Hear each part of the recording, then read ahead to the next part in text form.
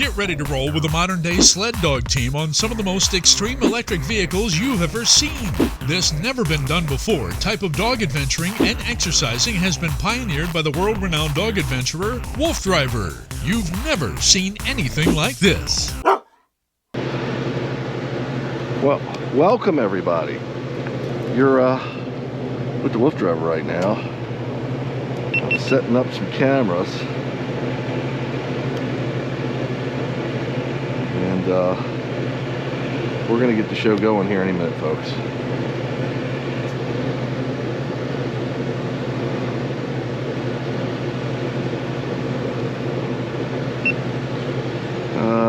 This is what we do before we head out. You might have seen me on other adventures doing this. I have to make sure everything's rolling. Boys are playing with some new toys we got.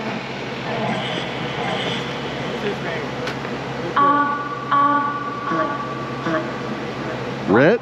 What's his name? Not Gretchen.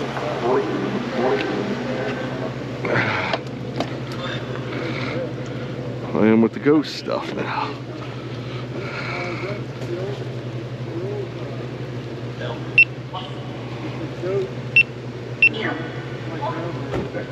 Video. Oh, Max. I gotta do this here. What's his name?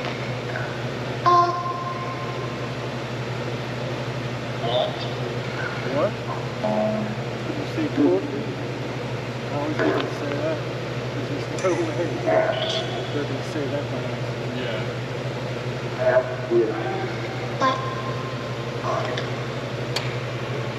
Shut down. Now. Sorry. Sounds like they're trying to say asshole. He said sorry? Tasty?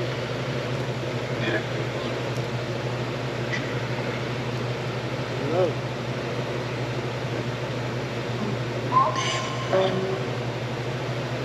Sorry, folks.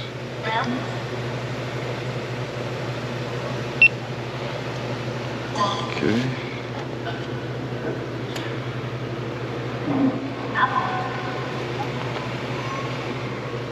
Okay, I think I'm ready, Scott. All cameras are on. That's on, that's on. He's got his. You can hear the dogs in the background, folks. They're saying, let's get the party going here. So what you're hearing is one of our ghost devices going off as Crispy gets it working. Gonna do some ghost hunting out here.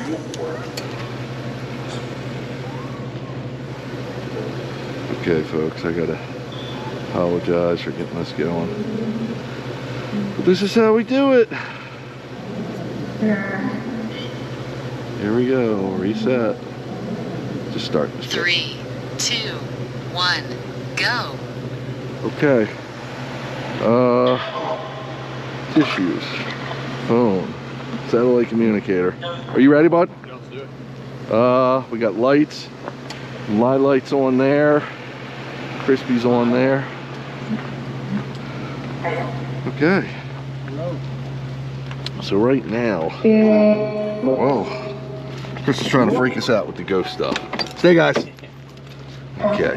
So right now I've got a low powered light on so I don't shine in the dog's eyes. When we get on the trail, I'll put the high power on, and I avoid them directly, not this close. Are you ready, Yeah. Scott? It's all right, easy. Okay, good boy. My name. Come on, hook up. Hook up, guys. Okay.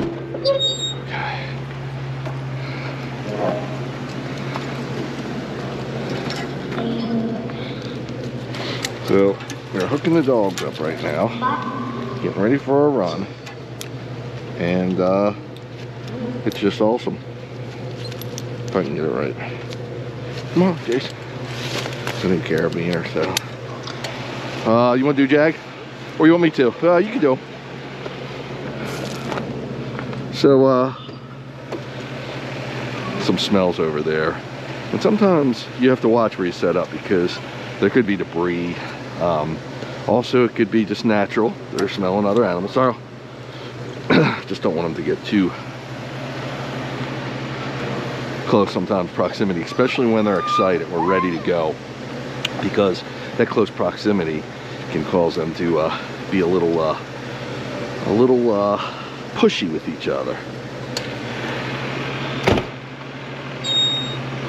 Good deal. Got him, good. Excellent. Steps are down a little. What happens is, because these roads are pretty rugged and dusty, good girl, sometimes the steps will not retreat fully or come out fully, so we got to keep them loose. And sometimes on the fly, come on, good girl, come on, good girl, good girl. Well, it's like, what are we doing, Dad? You already know. Oh, where's my walkie? I should have hung it. No, yep, it's right there. So weird, yeah.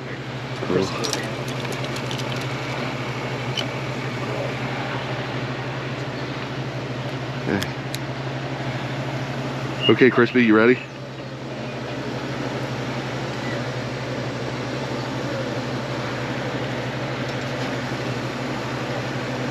Radio check, radio check. Can you hear me, Chris?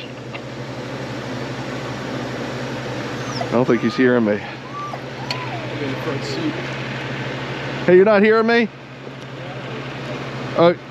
Respond so I know what it sounds like.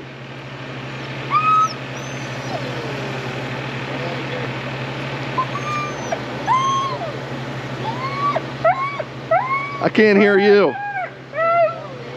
Huh? Call me again. Testing, testing. I can't hear you now. Chase.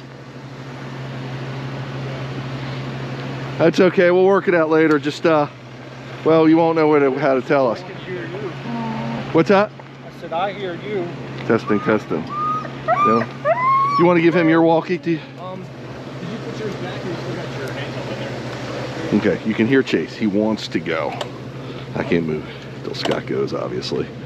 Yeah, I got one for him, right. It's right on your handlebar. Yes. I got one of my pocket already.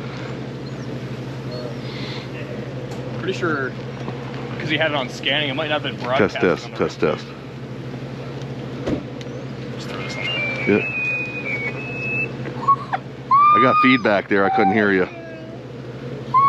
Stay. I said, I'm going to be right behind you. 10-4, just for turns and everything. Cars coming, whatever. Here we go. Okay, we ready? Okay, guys, finally, the time has come. Lola, I can feel her pulling. Come on, Jag. Come on, guys. Oh, let me put my big light on. After all that, I forgot my big light. It's a little bright. One down. Good. And we're off, folks. Got extra light now. So 5 minutes completed. You've covered 0.02 miles. Your current who's going far? speed is 3.8 miles per hour. So right now we're on some got a bathroom break here for Chase, man. Good boy, Chase. Good boy, Chase. Long truck ride, and the boys empty it out, and the girl. Good boy. Come on, Chase, hike. Now it's tricky starting out sometimes when they do that, because is that good? That's just a minor failure. It started leaning forward, so I'm tightening it down real good. Oh, that's all you need to tighten it. Yeah. Does that angle look? Yeah, that's fine. Yeah, that's all you need. Everything should be secure. Oh yeah, it felt real stable. It just... Cool, cool, cool. So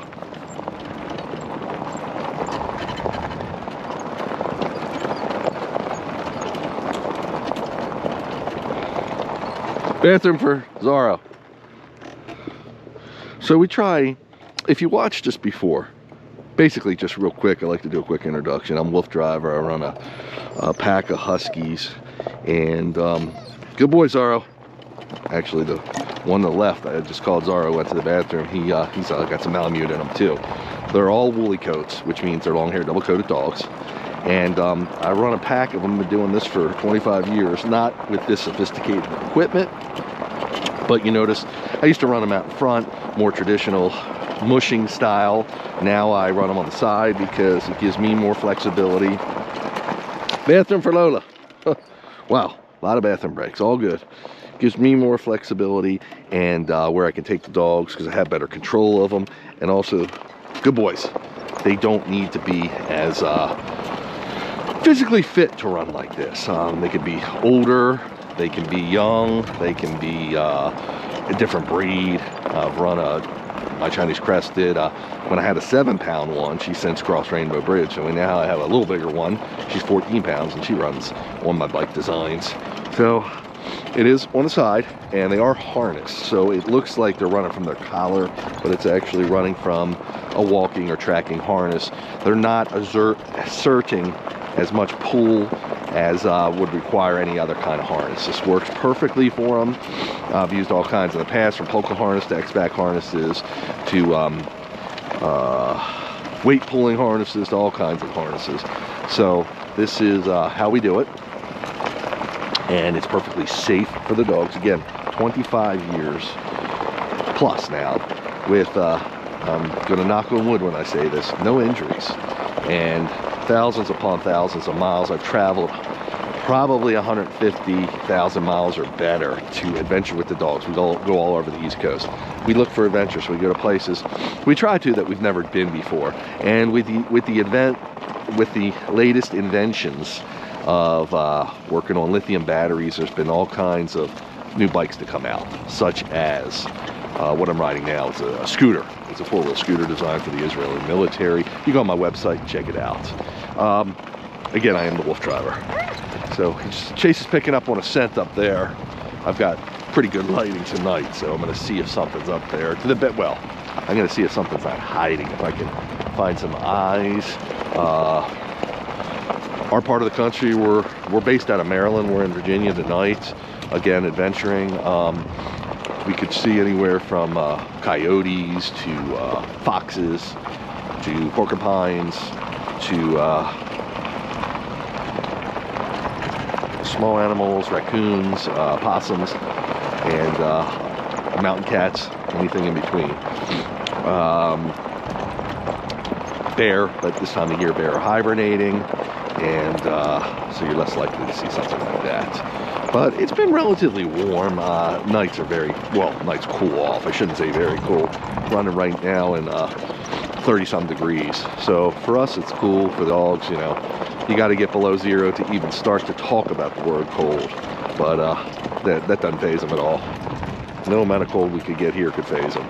So cold energy will motivate them and will also enable them to go further distances and higher speeds, etc., because they're not spending their energy cooling themselves down. We do this year-round, so we do it shorter. We do it at night also in the summer.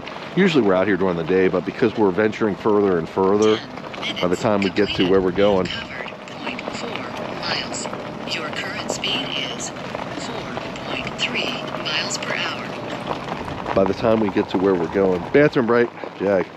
By the time we get to where we're going, it's dark. So that's why we're out here at night. And with the addition of Scott, who's ahead of me on the other scooter, good boy, good boy, good boy, Jag. Good boy, Jaggy.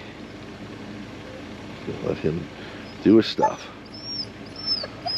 Okay, you're a good boy, Jag. Empty's always good. Okay, I think we got it. Good boy. So, because we travel further, it's, you know, daylight savings time, and it's just darker earlier naturally where we're at geographically. So it's dark at times when we start. But with the addition of Scott coming on my crew, you go back to my other videos, I call whoever is traveling with me on the trail, assisting me on the trail, my co-pilot, and I call who's ever driving the truck, usually Chris P, is my wingman. Now we've had variations. We've had Dave first started out on, when I started doing these tours, going to places all over the East Coast, not just Is that snow? Huh. Looks like maybe snow. Laying on the ground is because we're at higher elevation. So see, we're at 1,600. We're not very high, but certainly higher than sea level. We're 1,683 feet above sea level. So Dave started with me in 2010. He was one of my first co-pilots in doing this Wolf Driver, what I call Wolf Driver on Tour, where we travel to these locations and run the dogs on all different kinds of, usually, almost always, electric powered vehicles. Electric power, again, also that gives me the opportunity to not worry about the dog's fitness, their age, etc. So I can, basically my dogs are always fit. Another bathroom break for Zorro. I can always, my dogs are always in shape because we're always doing something, but as they get older, that's where it's most important. Good boy, Zorro. Empty's always good. Come on, good boy. That's where it's most important because it's harder for them to pull as they get older. And again, on this vehicle, they don't have to pull. So it's really, it's cool stuff. And I've run dogs 15 years old on here. Princess, Czar, my first Czar. This is Zorro. So been doing this for generations of Huskies.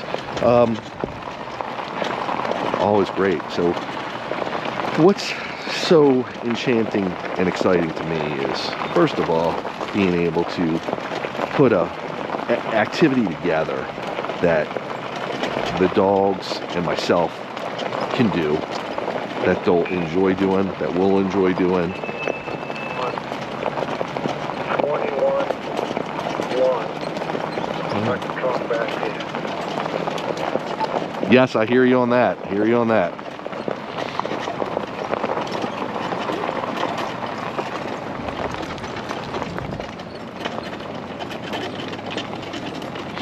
So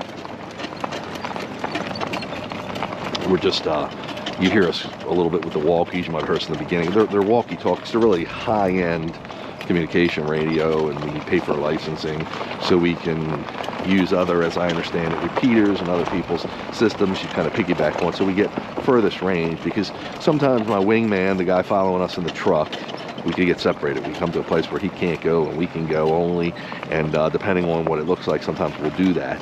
So we have different ways of communicating. In addition, when he's following us, he can give us directions, and we can tell him if there's an oncoming vehicle, or he can tell us if there's a vehicle coming from behind. So there's a lot of logistics to this, and it's kind of evolved into a labor of love, because it's work, you know. But again, what is so cool is, and it happened when I got my first Husky. I didn't know how to handle. I got a Husky because I love the breed, because my sister's my sister's husband at the time, which was my brother-in-law. Sister's older than me. Everybody's older than me. My whole family. I'm a baby. She got married when she was about 20 years old, I believe, maybe even 19. And her husband had a Husky. Now, it was their family, so I would get to see it when I would go over to his parents, because my sister and him didn't take the Husky to their new home. Minutes completed. You've covered 0.76 miles. Your current speed is 5.4 miles per hour. So what happened is I fell in love. His name was Nanook, and he was just so cool. I love Huskies. So that was my easy guys, hitting some potholes. That's why I'm slowing up and moving the dogs over to the left or right. I'll say haul or G. Haul's to the left, G's to the right. So I absolutely love this Husky. He was bigger than me, I guess. So she was 19. And she's like, I think I was 10 or 11. She's like 9 or 10 years older than me, something like that. And I just fell in love with this Husky again. He was bigger than me. So we're going uphill, just to let you know, folks. Just a small grade here, but this is what really works the dogs. Remember, they're tethered to the vehicle, but they have, you know, probably 2 foot of play between the device that they're tethered to and their actual tether itself. So if they want to line out, they want to pull the line all the way out, they can do that. They can drop back if they're tired, and I can see that, and I will stop them. They got to go to the bathroom. They get a little bit of play there too. Sled dogs will typically go to the bathroom as they're rolling. I have one dog that does it. The rest just stop. So that's the way it goes. But it's all good. I mean, you know, on this kind of setup, we can stop at any given time. It's not like we're running a 21 dog team and you know, you gotta stop the whole team, because that's pretty hard to do. You can't do that for every bathroom break, and that's why they learn to go to the bathroom as they run. So in any case, back to the lecture at hand. I fell in love with Nanook, and I'm like, I want a husky. I can't wait till I have my own place. And my parents, they were not into all the animals. They raised 5 kids, and they're just like, we don't want to take care of anything else. And I was fortunate enough to have a cat I was able to get, but I love my cat. I love animals, and I was able to get fish and snakes and everything in between, and reptiles, turtles, this, that, and the other. The cat was my pal, but the cat was not a dog. I really wanted a dog, and the cat certainly wasn't a husky. Good boys. Oh, a little bumpy here. Getting a little rugged. Now these are pretty rugged conditions. If you saw us on our last trip, it was very rugged. So when I wasn't in a position to get a dog until I moved to my first house. Now I lived in a condominium, lived in an apartment, lived in lots of places, but when I bought a house with my now wife, back in 94, I believe it was, maybe 95, I said, you know what, I've got a yard, I've got a house, I don't have to worry about intruding on anybody else, on my parents. I can get a husky. And lo and behold, I got my first husky. Now, I'm really into unusual, out of the box thinking, as you probably got the picture of. And I said, I found out they were all white huskies. And I said, how striking is an all white husky with blue eyes? Oh my God. I had never even seen one. And back then there was really no internet. You could go look. You had a couple magazines, Dog Fancy maybe. So I set out to find an all white husky with blue eyes. And I found one. And his name, I named him Czar, C-Z-A-R, Bear. B-E-A-R, Czar Bear. So I got Czar Bear right when he was 8 weeks old. He was just old enough to fly on an airplane because he came from Arkansas. And I'll never forget picking him up at the airport. I was, 95? I was born in 67, 77, 87, 97, so I was 28 years old. And I'm like, oh my God, this cute little cotton ball with blue eyes was amazing. And we loved him. My wife, myself, my stepdaughter, we were just like, oh my God, is he cute. Knew nothing about dogs. Of course I knew about animals. At that point I had my own pet store. Cheover. Big pothole just showed up on me. Good boys. And so I mean, you know, it wasn't like I didn't know what animals need or do, but I certainly didn't know about dogs. And like I said, there was really no internet then, so I had to read. I had to consult with a veterinarian. 0.12 miles. Your current speed is 0 miles per hour. Is that light helping you? What, on yours? Yeah, facing me. That light. It's definitely providing sunlight. It actually looks like the jig slipped again. What's that? It slipped again. Give me a second. Sure. Did it slip again? Yeah, it's pointing up in the sky now. Okay, let's get a screwdriver, because you tighten that down one time, it'll never do it again. Just ask Chris for it. Yeah. Stay, guys.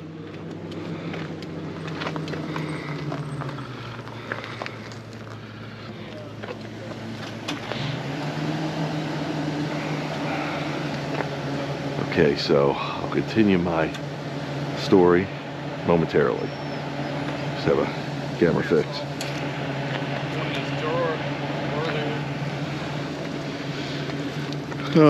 Dogs are doing great. Chase is going to start whining in a moment. Like, let's go, Dad. Right now we're just a little over a mile. What did you do with that one I gave you? Oh man, I don't know. It's just a screw.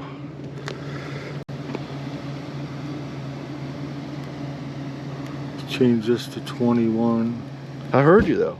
Oh, that was on the other That thing? was on the Hey, other your one. lip's bleeding, you know. No, it's Fireball. Is it really? You find one? Yeah. Cool. Here, give it to me. I'll tighten it down. It is a little top heavy. It is your screwdriver. Yeah. Won't do it again, buddy. Yeah. I can promise Hand you. tight screwdriver. Yeah. Two different things. So, okay, back to the story. We had this cotton ball named Czar Bear. Little pumpkin. He was, all right with his head down saying, "What's up, Dad?" Hear you loud and clear. Loud and clear. You'll see me, buddy. I'm liking that a lot. Okay. It's a lot easier to use. You shut off the voice command. 10-4 on that. Here we go. Come on, guys. Hike.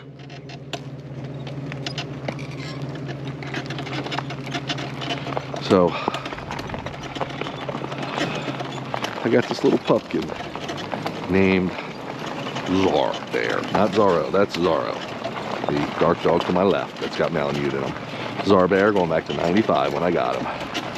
And he was a handful. As a puppy, he was cool as can be. I mean, puppies are all cool, lovable, everything. But as he got a little more mature, he's like, hey, I need to do something. So, I mean, he was still in his puppy stage. He was chewing stuff uncontrollably. My wall, digging holes in the yard, doing all kinds of puppy dog stuff, but also stuff that as they get older and they continue to do, meaning they need something else to occupy their time. They need to be tired out or some other healthy activities that'll help discourage that behavior. So I am haul over. Ooh, mega pet. Easy chase. Oh boy, Jason picking up a scent. We were coming to a big puddle. Big pothole. Whoa. So don't mind Scott if he goes off the side of the mountain. To my left, we're on a cliff.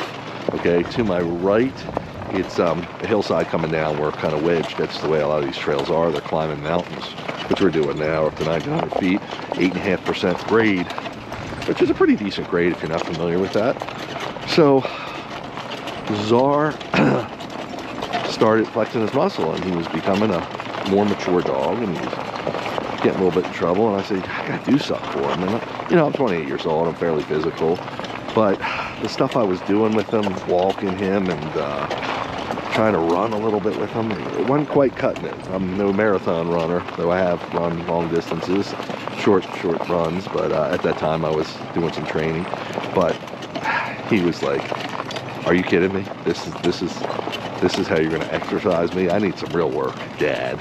So I'm in the pet business. I think I see a can. Sometimes eyes look reflective, but to my right, it's just a can. I'm just making sure we don't have a small animal that might dart out at us, or just, you know, be like a deer in the headlights caught there. And I have to give a second to get out of our way. Really bumpy here. 0.33 miles. Really bumpy Your here. current speed is 4 Easy, guys. miles per hour. So I'm in the pet business, and we again, I think outside of the box. I had my pet store at one point. I knew products people were asking for, and mostly focused on aquatic, reptile, small animal, and bird. I put some products together. I invented, actually, and instead of having them built in China, I was able to locally source stuff and just repurpose it. And people didn't know all you could do with aquariums and with habitats for lizards. And I mean, I'm not trying to toot my own horn, I was a pioneer in a lot of ways. Companies like ZooMed and everything wound up copying our products. And so I'm still around today under the name of Petscape Pet Products, but it's just a hobby business for someone that's worked for me for many years, and my wife at this point. And but in any case, we used to do pet trade shows, and at the bathroom break for Zorro. I thought he didn't know. He's picking up on a scent. You faked me, Zorro. So at the pet trade show, the pet trade show is basically just an industry show where people display products, new products, whatever, and they actually take orders there from retail locations, retail stores. And back then, going in the 90s, there were a lot more small stores. There weren't these big box stores. There might have been Petco or PetSmart, but they certainly didn't have the footprint they have today. And we were a lot into the independent dealer. We flirted with the idea. We sold at some big stores, but big distributors, but we were really into the independent dealer. That's where our bread and butter came from, and we tried to keep them going as best we could. But I found a product called the Springer. And I'm like, because I always looked around because that's where all the new innovations are going to be, all the new products. And I'm like, what's this? And they explained to me, and I watched a video, it's how you run a dog safely on a bike. And all of a sudden this light bulb went off in my eye. I'm like, whoa, in my head. The light bulb was just going crazy. I could run Zarbear, and instead of me trying to jog 3, 4, 5 miles and keep up some kind of pace, I could run him by pedaling. How much easier is that than actually running? And because it's less evasive for me, easier to do, I would probably be able to do it more often. So that was my highlight of the century, possibly one of them. So I get this little Springer product, and it's really feels well made. It's heavy, and it's, you know, I would never hold a leash and drive a dog on a bike. And let the dog run with the bike. It's just, you can't do that.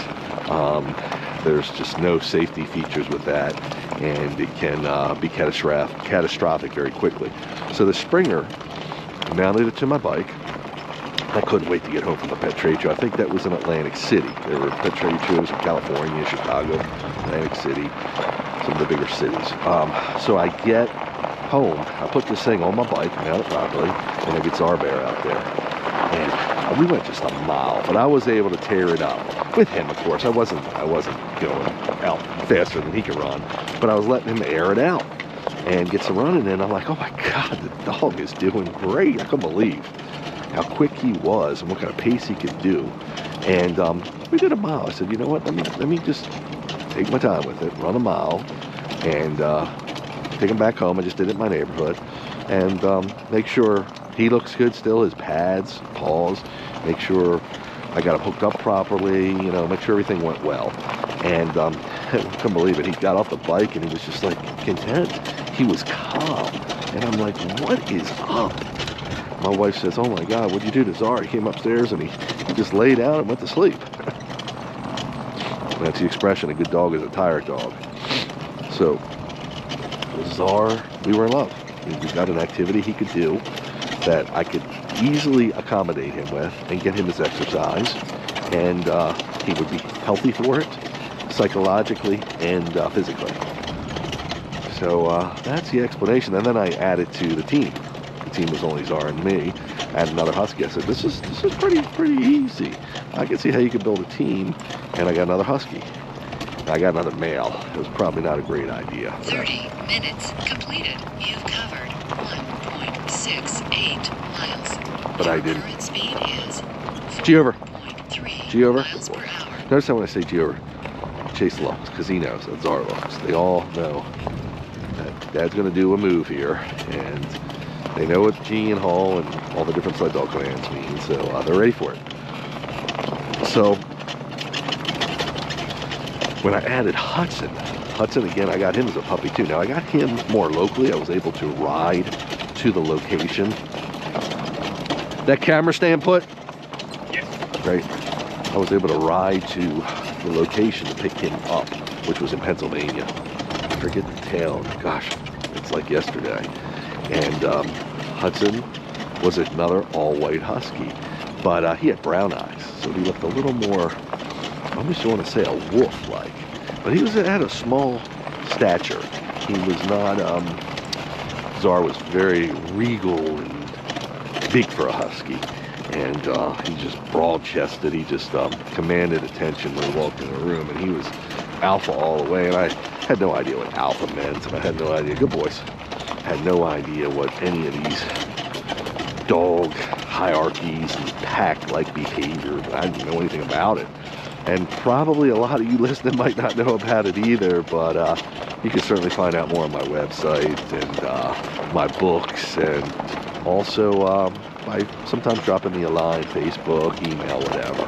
But I get Hudson, and I'm like, oh my God, we got another little cute fur ball.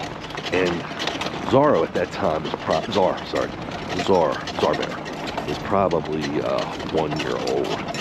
So I thought it was cool to bring one in. I probably should have gotten a female, but I mean, I'm not sorry I got Hudson. I just had to learn the hard way that Zara didn't want to accept him really easily. I thought Zara would love it. I thought dogs love each other. It's going to be so much fun. Well, yeah, a puppy in his territory, and he's just 1 year old, so he kind of sees it as a threat.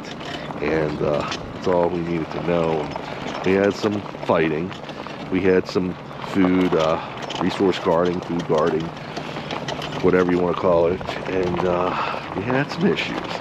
But that's where I had to put my student cap on and learn, try to find. Back then, again, the internet wasn't too prevalent. Had to learn from different trainers and even my veterinarian how I can control this aggressive attitude of my first dog towards my second dog. And it was a work in progress, but it happened, and I feel like I've been trained now professionally by a master Schutzen's German Protection, master Schutzen trainer, world class, world renowned. They train military dogs, police dogs, etc., but also behavioral issues in household dogs, and working breeds like the Shepherd, Rottweilers that do the Schutzen, and he didn't have any real experience with Huskies, but hope that's not us. Oh no, we're going past that, aren't we? Yeah, cool. I saw a road closed. I thought it was us, and I'm like, oh boy. So, you know, he's trained Huskies, but we pushed it the envelope. We were then decided, once we got behavioral training under control, and now I'm kind of certified by him, but I don't train other people's dogs. I just train mine to do the activities we do and to be off leash, because some of the stuff we do, they need off leash etiquette and how to act off leash when we free range, for instance. But if you have Huskies, I don't advise you to take them off leash unless you go through, understand training, and you use e-collars and everything like that. So not that they can't be trusted off leash. They need to be properly trained to be trusted, much more than any other breed. No food motivation, no amount of praise is going to work when there's another animal that they want to sniff, or another place they want to be instead of with you. It might work in your backyard, but it's not going to work out in the real world scenarios, and that's why when we use e-collars, they learn to respect that no matter what the scenario. And e-collars are also used to keep the guys sometimes from having a spat. Have plenty of spats. 35 minutes completed. You've covered 2.05 miles. Your current speed is 3.7 miles per hour. I stopped talking so you can hear the app, read the stats. 2 miles, 3.5 miles per hour average pace, and we're rock and rolling. We got 2.05 miles, and we're on a 5.7% grade of a hill. So there's plenty of reasons, and I could go into them, but I won't lecture on that right now. I won't bring that up, but it's really giving my dog freedom. It's kind of like an invisible fence. So that's a little bit of what I do in a nutshell. That's a little bit of my story. Now, there's a lot of miles in between those 25 years. A lot of miles with Zar Bear and Hudson Hawker, and Princess, who's another generation ago dog, Husky, another love of my life. All these dogs are loves of my life. And in between there, we've had Chinese Cresteds and all kinds of fun-loving, adoring animals. So, bringing you back to where we're at now. What we do is, we used to run trails that were designed for bikes. Trails again all over the East Coast, from the C&O Canal Trail, if you're familiar with any of these, Great Allegheny Passage, to the Henry Hudson Trail in New Jersey, the Lehigh Valley Gorge, which is the D&L, Delaware and Lehigh Trail. I mean, I can name hundreds of trails we've been on, and they're great for bike riding activities with the dogs, but you have to be riding a bike or something that is built with bike parts. So I have recumbent bikes that are trail worthy to bring on these trails, and we've designed them for the dogs, and I spent many years doing that. You can look on my YouTube archives, website, and see that. I still will occasionally do that, but with the invention of the latest technologies with hybrid bikes, cars, that kind of stuff, these vehicles have gotten insane, and I was able to get a Swin car, which is, they call it a hybrid car. It's more of an ATV bike, but it's not near what an ATV is, but it can do pretty much everything an ATV can do, but it still looks more like a bike than anything, and it doesn't have a footprint like an ATV, but it's some of the most advanced suspension system and electric capabilities on the market today. A lot of the design is very innovative, and it was designed in France and it's built over there. And when I contacted them years ago, I mean, I'm going back probably 5 years ago, I tried to get it, and they said, well, there's no dealer in the United States, so we cannot sell it to you. And I said, well, listen, I'll pay for shipping to get it to the United States, and if it breaks, you guys can just send me a manual. We'll do our best to understand it, and we're very capable here. I have a team of mechanics and people that are able to repair most stuff. Now, this is bleeding edge technology, so I'm sure it'll be a little bit of a challenge. Sorry, I was doing a little sneeze over there. But they said no dice. So about a year and a half ago, I saw somebody was selling them in Tennessee, and I'm like, whoa, that's what I wanted. And I contacted the person in Tennessee, and lo and behold, it's a dealer, that first one in the United States that decided to take on the Swin car as a adventure vehicle. They were doing tours. You could come to Chattanooga, Tennessee and ride it there, and you could also buy one. Now, they weren't selling as many, but I said, I'll buy one. They're like, what? You're sight unseen, why don't you fly down here? I'm in Baltimore again, Maryland, and it's a couple-hour plane ride, and just make sure you like it. And I'm like, well, that's too much time out of my day, and I researched it for many years. I know I want it. They're like, okay, I mean, if you don't like it, you're probably not going to be able to return it. We might be able to sell it back to us at a discounted price, but I'm like, I'm okay with that. So this almost looks like sand we're riding on. Very cool.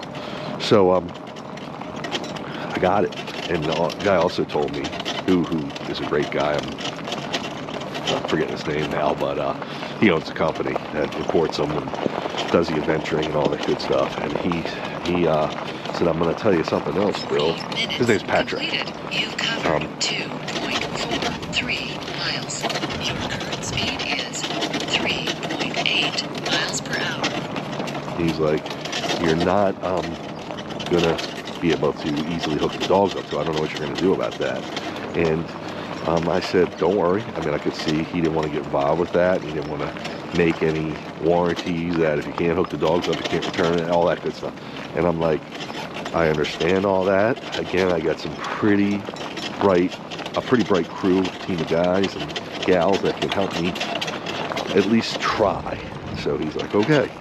So we arranged for it. And by the way, there's what they call single Swin cars and tandem Swin cars, and tandem has 2 seats, and they had no tandem ones in the United States at the time. This is last year. I don't know if it's 19 or 20 at that point, but I said I would have to have a tandem, because I know I couldn't take it on bike trails, but I plan on going on some pretty rough areas, and I need someone with me to ride in the back to keep an eye on the dogs, to help me maintaining them on the trail, and to just help me guarantee everybody's safety.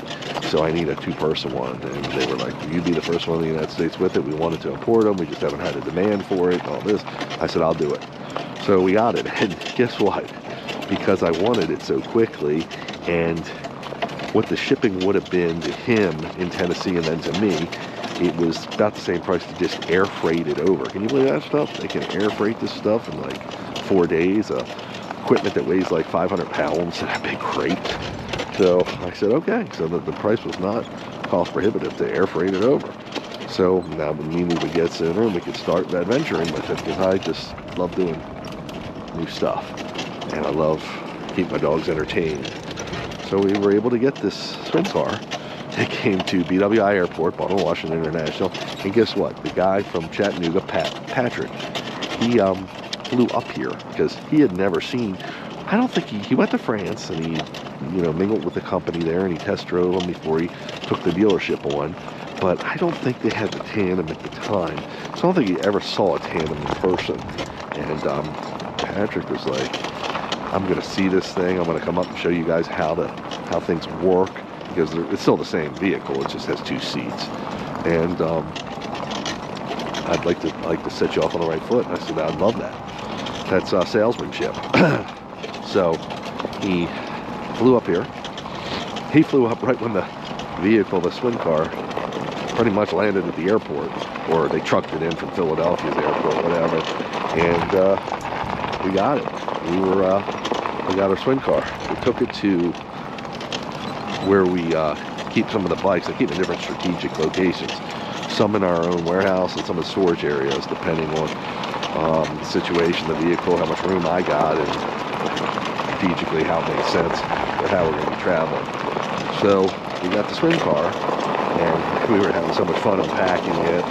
Patrick says, you guys, once he told us a little bit, he said, you go back to your area, unpack it, and I'll meet you in the morning, trail it over to one of these areas I free range the dogs so we can have our undivided attention, private area where, no one's going to really be peeking in, because we wanted to conduct business. We wanted to learn about this thing, and we didn't want any interruptions. Not trying to sound rude or anything, but so we took it to one of the farms I run, and I'm just looking. Is that our road? Okay, cool. I couldn't see that. Excellent. So again, I thought the road was closed. We run into a lot. Paul,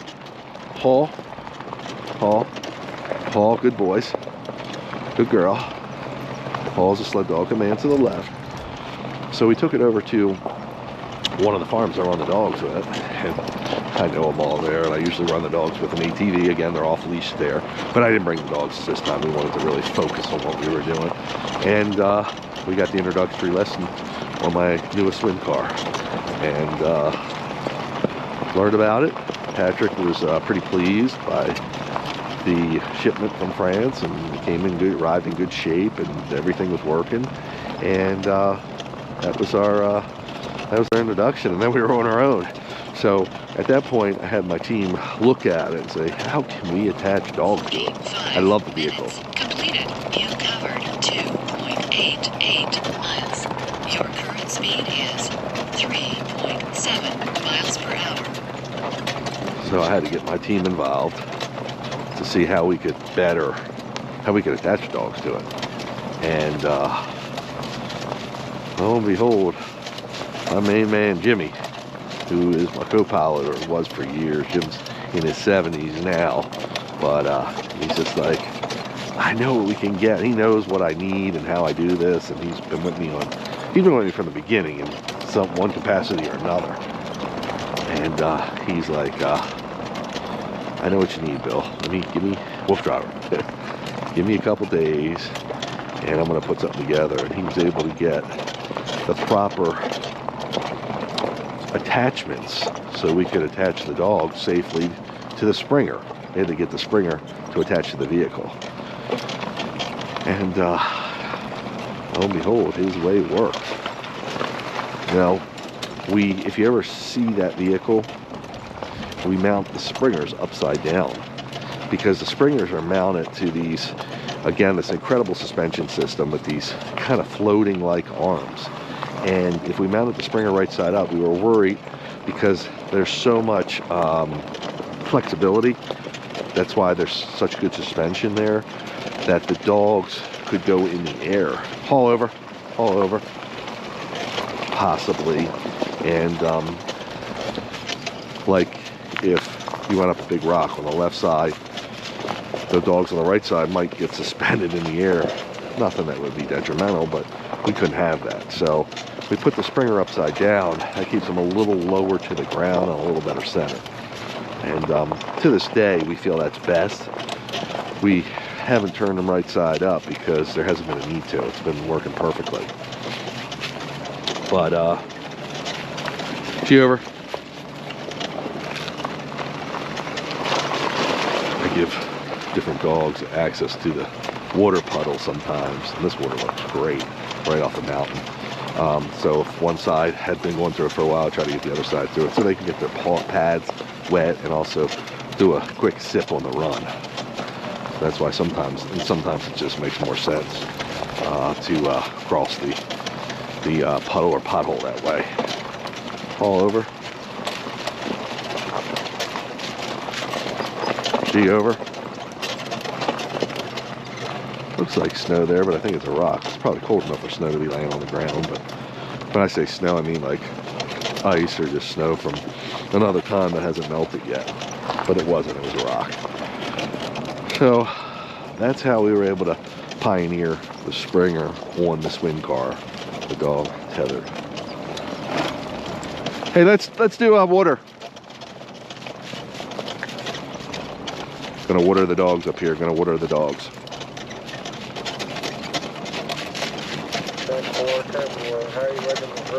Oh, guy.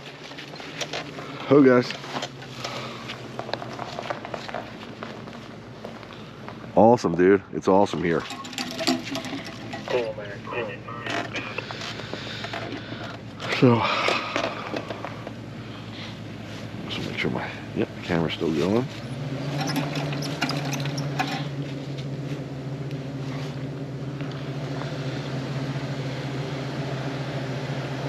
And I take a picture usually to document on the app I use, which is called Relive.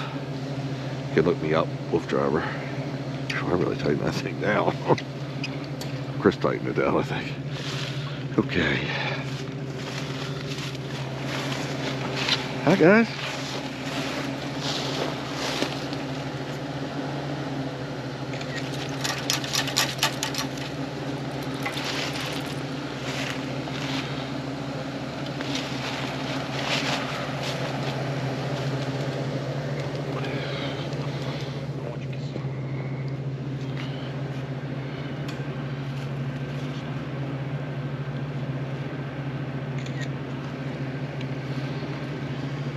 Okay.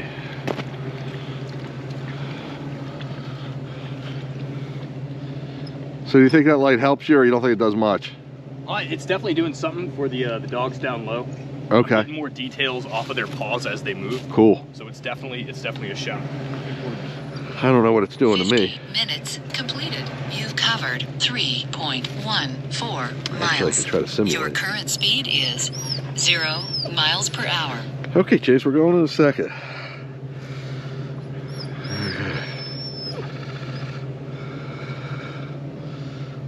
Okay. Oops. Cool. Hey, where are we at approximately?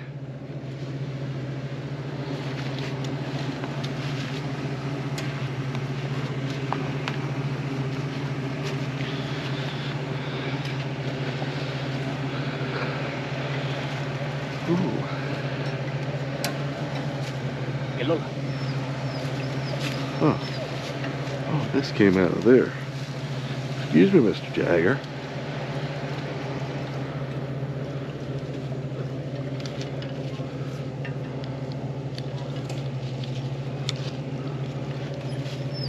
Crispy, where do you think we're at?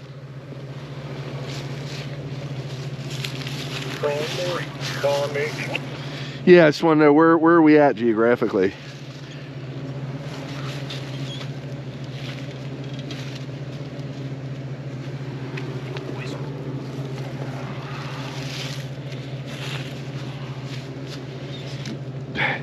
He's trying to kiss you. That's all he wants to do. Like road-wise or town-wise?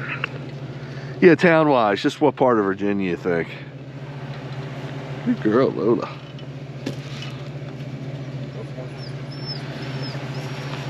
Oh, we're not far from West Virginia. We're in Virginia. I'd say the closest town is Raleigh Springs. Raleigh Springs? So that's the closest town. 10-4 on that. 10-4 on that.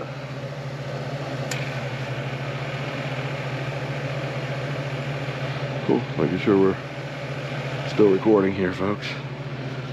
He sees Aro. He's chill. Did they drink much? Not much, no. They No? all touched it though. Okay, cool. Sora was chilling, actually preening his paws. He's ready to roll.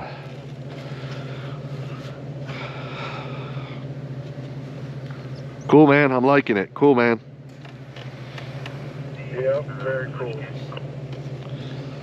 So it's becoming, as we do this, it's becoming easier and easier to find roads we haven't been on. They're just, these are back roads. You would never even think there was a road this desolate anywhere around us. I mean, you know, maybe in the Midwest. But again, we're not near any real big cities, but I mean, from Washington, D.C., you're only a few hours. I mean, it's not like, you know, you're thousands of miles. So it's pretty interesting. You need the battery, huh? I'm good. I think this setup I got going on will work fine. Cool, cool. So yeah, it's opened my eyes, this stuff. Okay, ready, guys? Ready? Here we go. Hike.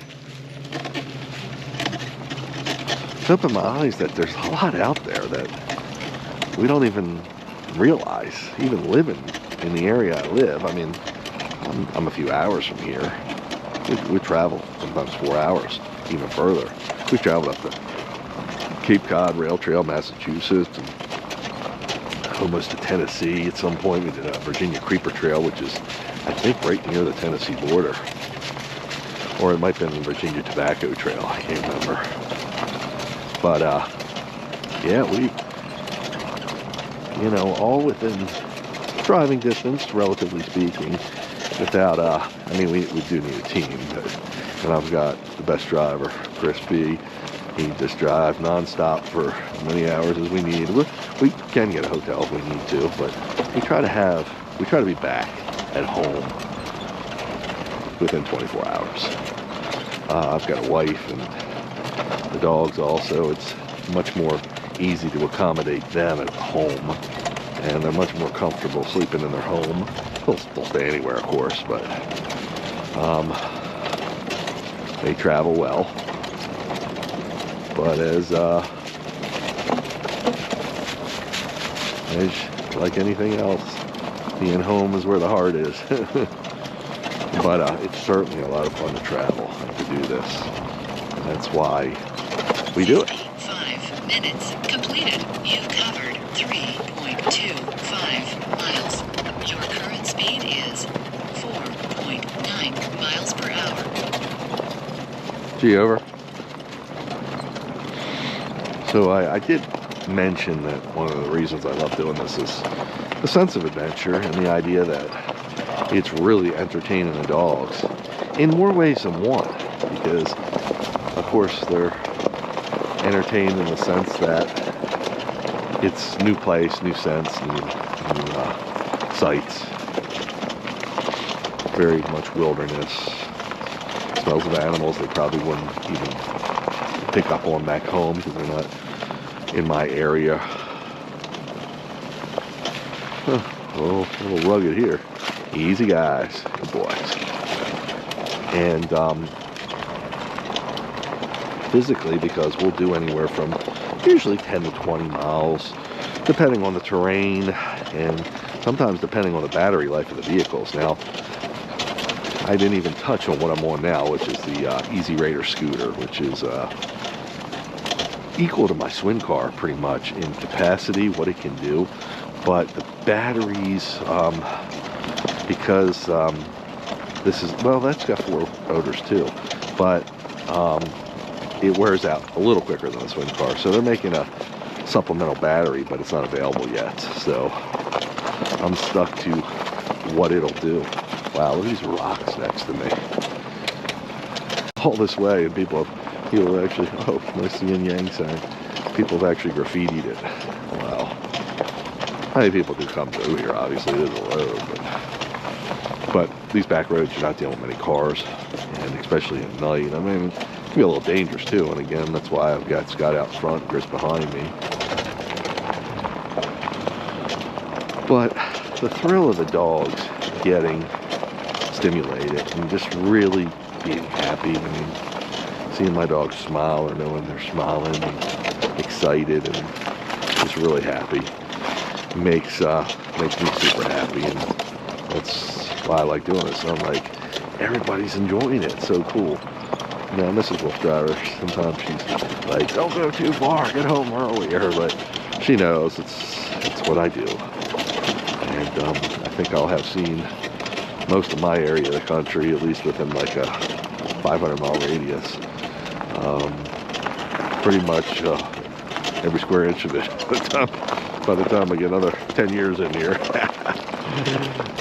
Like I said, I've been doing it for 25 and running the dogs to these more exotic or more places we need to travel to for the past 10, 11 years.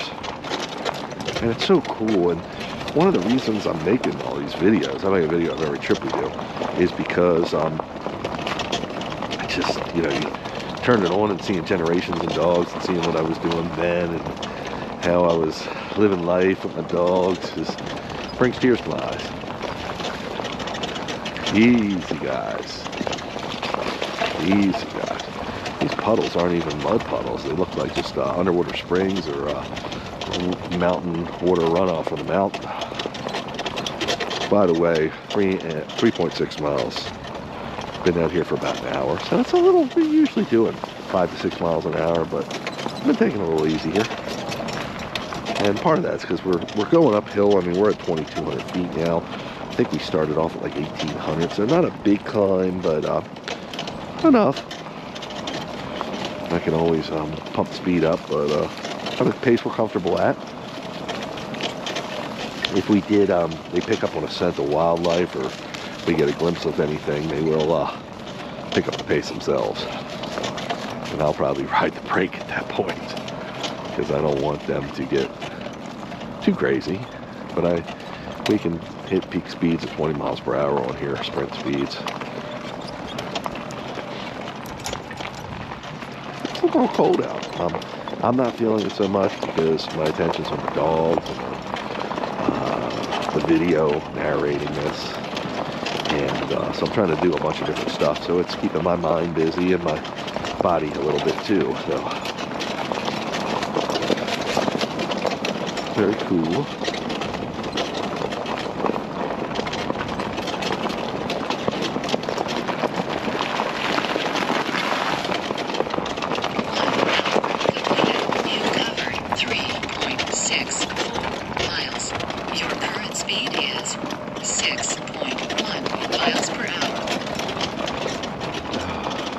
I really like this app because there's 2 apps I'm using. That's why you're seeing 2 phones. One is a GPS app. It's called like Motion GPX. And I got it like a couple of years ago, and now it's not in the App Store, but it still works perfectly. But they say they're not available in the United States App Store. So these are iPhones. So I'm like, that sucks. Because I want to put on my other phones, and I'm not able to do that at this point. The other phone on my left, right here, is the Relive app, which again is, I've mentioned this before plenty of times, it will tell you, it actually logs. It's kind of like a digital diary of your run, and it relives it. It's kind of makes a cool little video. It'll add your photos to it, or videos, whatever you may add. That's why I just took a photo at the last stop. So I've been working on that being my main, easy guys, my main document keeper for my trips. And then when I do my videos and put my photos to match the trip, if we took any photos, on Flickr, the album. And that way people can go and see our stats from that run on the Relive app. If they have it on their phone, I think it might be free to subscribe. I mean, I pay for a yearly service, so it does what it does for me. But if you're just checking it out, they probably have a free viewer version. But some people might be interested because they might want to know, well, how many miles should I run my dog? What kind of speed? Which I do. So you'll get an idea of what I do. And it doesn't mean, depending on the breed you have, and depending how you're running them and what you're exactly doing, you should follow my instruction or my example, but at least it gives you just a broad range of an idea. So it's pretty cool. Relive, again, R-E-L-I-V-E. I have nothing to do with the app, I just subscribe to it. And they make it for Android and iPhone, I believe. A lot of bike riders use it. And I'm not sure if runners use it, but I know it's got all available activities. Now, it doesn't have dog mushing, any kind of dog activities. It's a little rocky here. But I just put it under cycling or other. Because that's why I take pictures so people can actually see what I'm doing. Oh, he's on a bike with dogs, or he's on a scooter, or he's on some kind of crazy vehicle with dogs.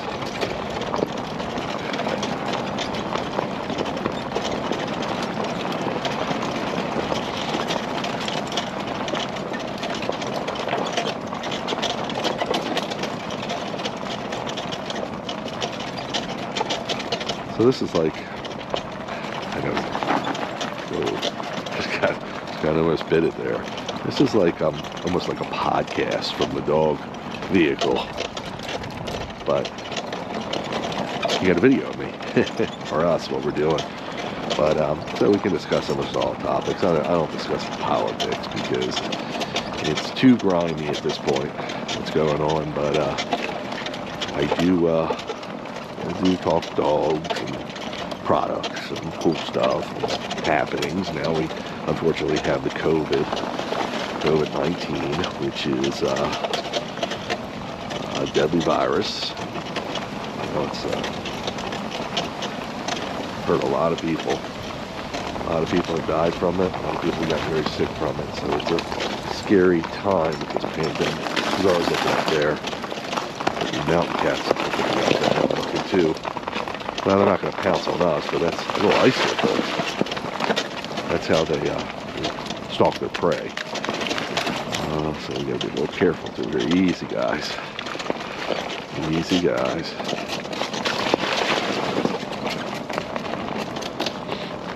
G over. I went gentle for Zorro because he was going to hit that, not that it's going to hurt him, but he's going to hit that pothole with ice, and I just wanted to go easy for him. So the pandemic's really terrible, and I know they just got the vaccine going in the past couple of weeks, and I'm hoping everybody can get vaccinated that wants to. Minutes completed. You covered 4.05 miles. Your current speed is 5.0 miles per hour. See over? So just over 4 miles now. Call over. And so this pandemic, the effect that it has had that people who haven't gotten it, then you got the side of everything being closed down, depression. It's just a tough time for everybody. And so getting away from it now, me doing my stuff I do with my dog because I'm not around anybody. Of course, we need necessities, so we'll stop and get gas, and we do our part, mask up, and go inside. And sometimes, we'll get, depending where we're at, some food. Try to keep the places in business. Instead of packing a lunch, we'll buy a lunch out there or dinner, etc. So we're trying to do our part, and hopefully some of these videos will help people live a little, maybe vicariously through me for a little bit if you can't get out right now. See some of the nature side and be a little interested in some of the stuff we do. You don't have to have dogs to enjoy it, that's for sure. Might just be a nature lover, might be a biker, you know, a bike rider, or mountain biker. You might want ideas where to go. That's the kind of stuff you might be able to get from what we do. You might be a dog person. You want ideas what you can do with your dog and how you can do it. So hopefully we're just enjoying tuning in. Hopefully whatever it is, it's a good experience. Additionally, you could be watching this, or I could be watching this years from now, and hopefully this pandemic's long gone, and we never have to say the words again, COVID-19, because it's taking its toll. So, still kind of in the same ridge, where there's a big mountain hilltop to my left, and a cliff to my right to fall off. So this road they built, the only spot you can really ride that's flat. You know, it goes up and down, but at least it's flat enough that we can get our bikes through here, and cars and trucks can come through here. I mean, it's still a relatively narrow roadway, if you want to call it a roadway. Looks more like a trail, but it is considered a road.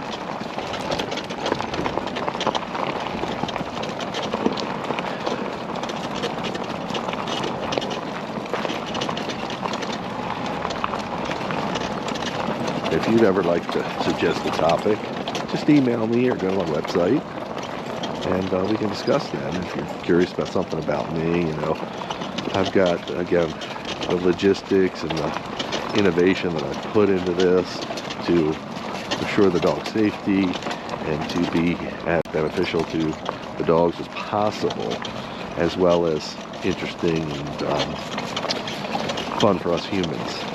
It's all part of what we do, and there's so much behind the scenes that I don't mention, that I take for granted, that I don't even touch on. So if you have any questions, please feel free to ask them. Do some other activities that have inspired by the dogs. As I mentioned, I take them in the summer, and we've learned to ghost hunt. I thought that was an owl. Tree stump, I think. I'm curious about this. Can there? No, it's just a tree stump. Very interesting. So, ghost hunting's actually been a big thing for us now. And we have a couple people joined our team and doing some ghost hunting with us. Para Ann and her husband. And you can see them on our Werewolves website and Facebook page. So we've done some really cool ghost hunts, and you might not be a believer in that stuff, which is fine. I wasn't either until I started doing it, but it's interesting. It's what I like about it's mysterious and adventurous, and it's dog inspired, because they were with me when we did our first, what we thought was our first paranormal experience, and they're the reason we discover a lot of the places we go, because I run them in these areas. 10 minutes completed. You covered 4.48 miles. Your current speed is 5.1 miles per hour. So that means that, you know, we find abandoned structures back here or something that looks a little creepy. It raises our eyebrows, or there are tales about it, or they may be involved with the Civil War, whatever. We'll probably come back sometime and ghost hunt it. Probably we almost always had the dogs with us in some capacity. Usually not with us when we enter any structures, but they're close by. It's an interesting activity. And again, thinking outside of the box. They're working up a little speed here. They're enjoying this little stretch of road.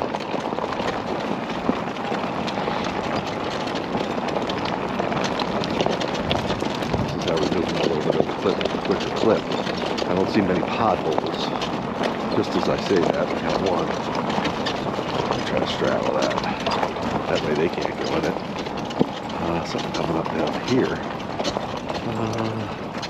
Interesting crossing.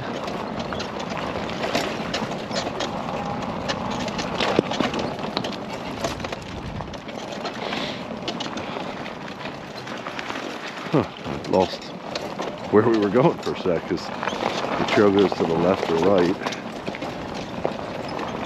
It looks like, I don't know, it was open. That's a road up there too.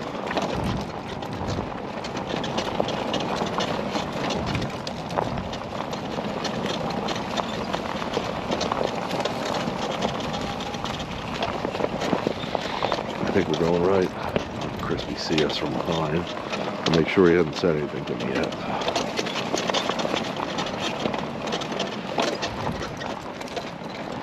He's definitely coming this way. How deep is this?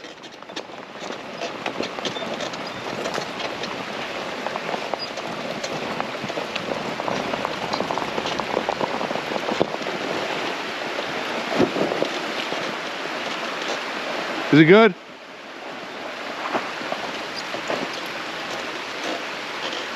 Is it good for us, Scott? Yeah. Hey, you want to film me? Oh, yeah. So, these are cool areas. They're just streams coming to a little waterway crossing. Pretty shallow. Tell me when. Do it. Okay, come on, guys, hike. Now, what you want to do here. Good boys. Good boys.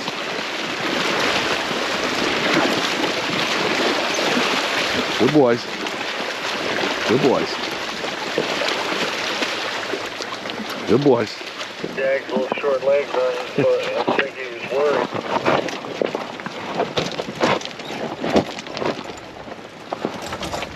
Oh, guys.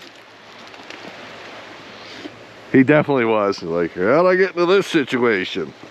Good boy, Jag.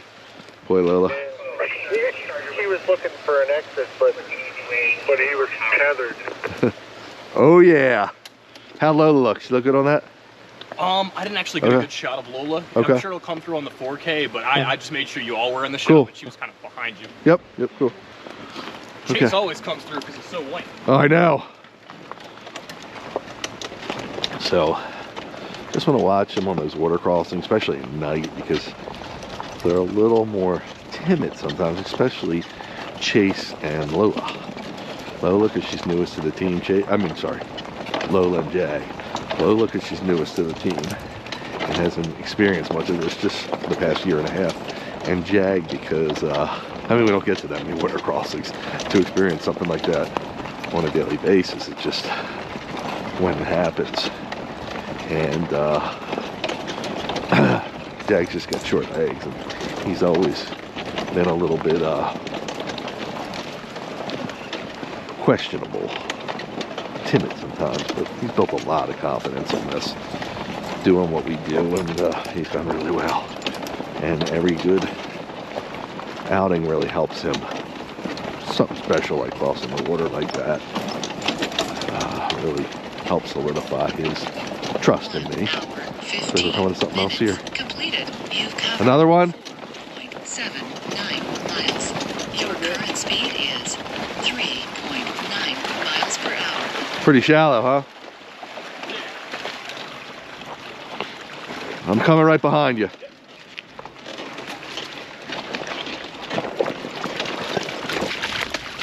Good boys. Come on, Sarah. Good boy, Jack. Good boys. Good boys. Good boys.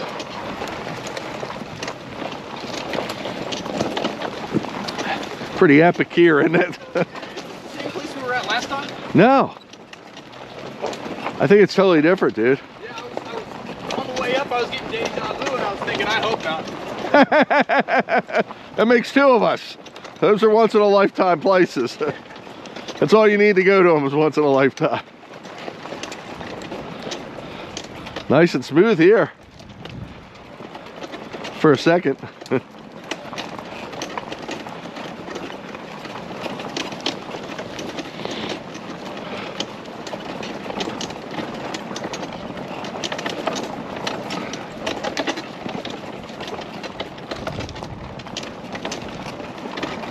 Your camera holding?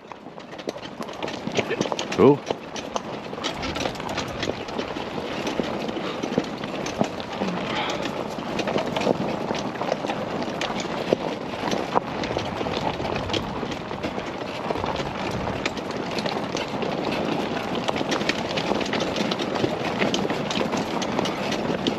Good hill here. So that was just another water crossing, and those big rocks really are tough. You've got to, and again, only a vehicle like this and a swim car, but besides ATVs, and that was him. You texting us? I mean, you calling us, dude? You calling us? Yeah, the bumps made my radio fall and I hit the button. 10-4 on that, 10-4 on that.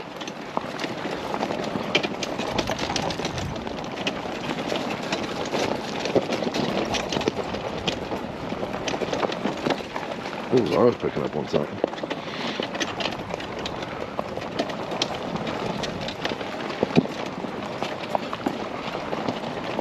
This could be another waterway here.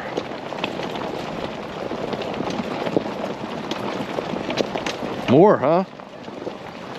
Tiny again. What's that? Tiny. Tiny.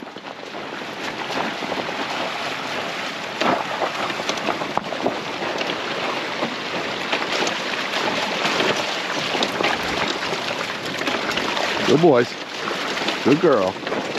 Good boys. Boy, it takes a lot of motor power, I feel it, to pull you out of that deep ditch where the water was. And again, that's why electric vehicles are so good, because they have a lot of torque. So a gas motor is not near as torquey, doesn't have the pulling power of electric, but electric usually not gonna last as long as gas. So it's got its trade-offs, but of course, with all the strides they've been making, electric really becoming a beast. Electric power for vehicles.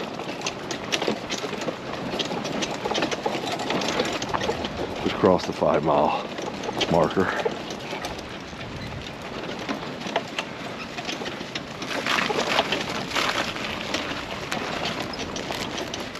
See over? A little icy here.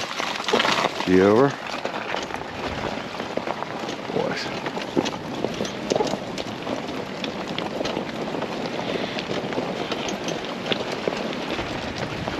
Yes, Chris is still behind us. I had to do a peripheral check.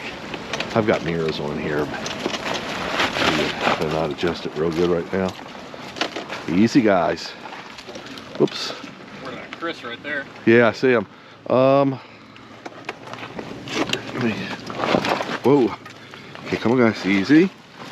Easy. Easy. Easy. How's Lola look?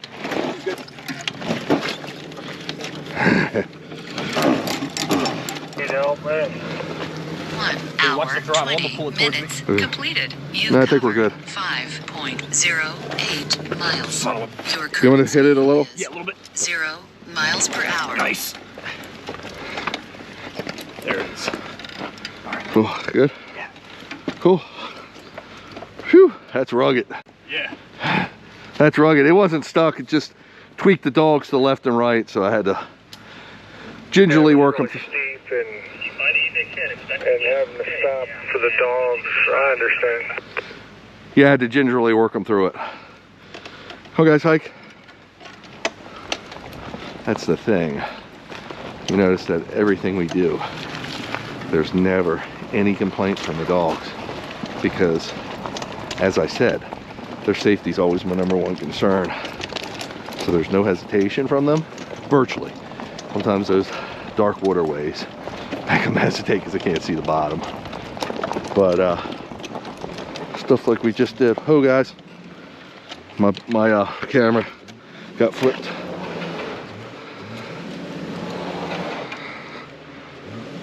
Ooh, look at that.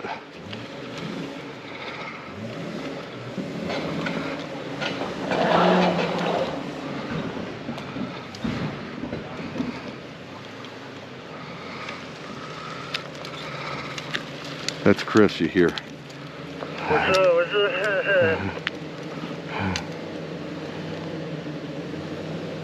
up? Turn this all away. Love this truck. Love it. Nice, man.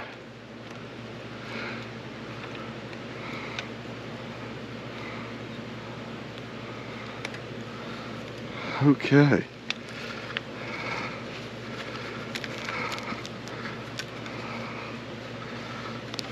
We'll give the dogs a little rest here too, while I figure out the camera situation. Okay, one there, and we should be in business any second, but that was a lot of pressure on that camera.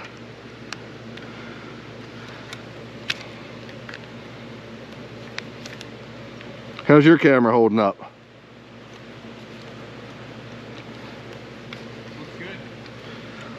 Looks good? Cool, man.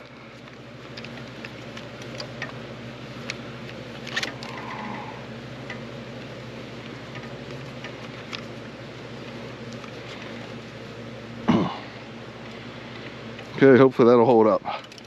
Good boys. Okay, guys. Hike.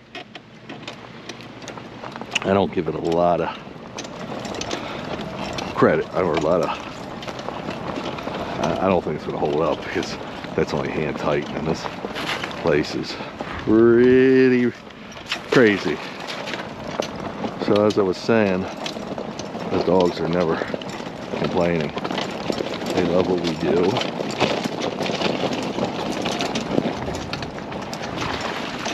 And they feel very safe. Let me try to fix this camera one more time. I'm gonna need Chris. Oh, guys. Hey, I need you to help me fix this camera when you can, bud. Okay. Screwdriver and wrench.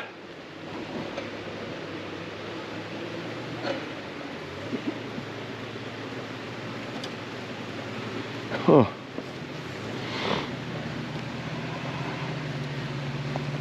You know what? I'm gonna lower it. I think that might help.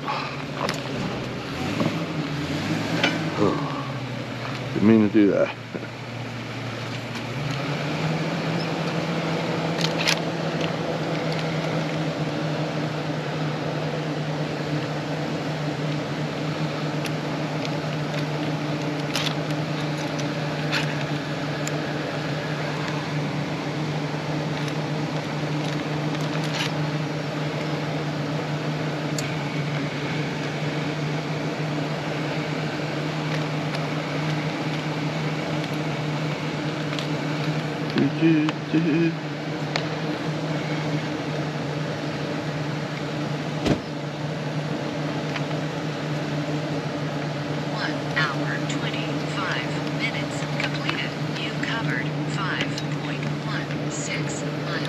That's loose again.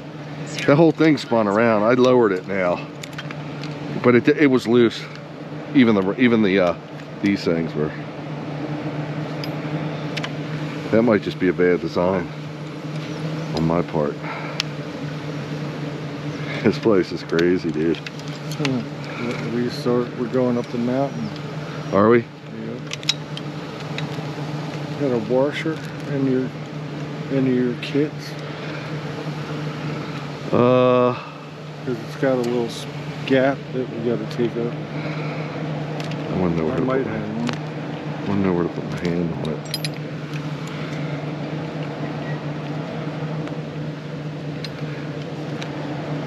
Thanks, buddy. Are you gonna check? So, what we do is, as you're aware of, make every attempt to get the best filming we can, but sometimes it's a little tough. And sometimes the equipment can't hold up. I mean, this camera equipment's usually, it's made for studio. I mean, it's the best you can buy, but it's made for studio. Actually, my bar's pretty sturdy. So I'm like Chris try to mastermind something here. We'll see if I got any kind of cell phone reception. I'm sure I don't, but just for the heck of it, like, you know where we're at. That part where you had a hard time, Yeah. that it should have stopped that thing pulling the trailer, but it did it. It did it? It didn't stop me. I was just the dogs were, it was that one big area. Oh yeah, I know you could have done it. Yeah, I didn't want to lean. Having them attached. But Scott helped out. Oh, sorry. Jesus. I got the brake on, so. Scott helped out a lot. He's like, don't hit the throttle by accident. I just hit on Crispy. That fucking did in my nerves, man.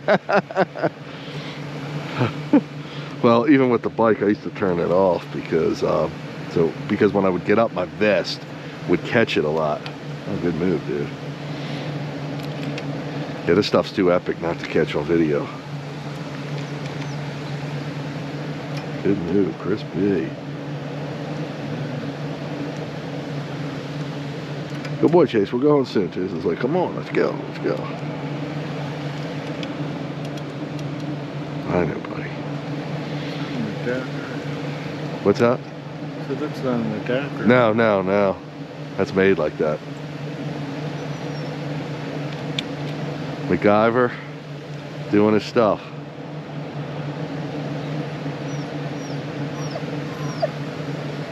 Careful, because it's only plastic. Those I can't get metal.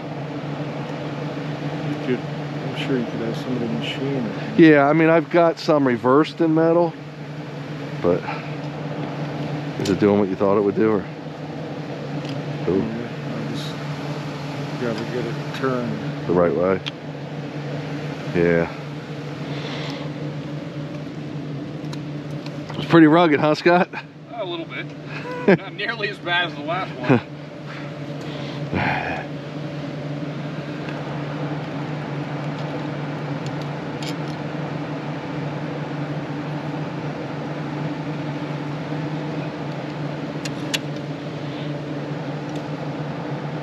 How'd you find this road, dude?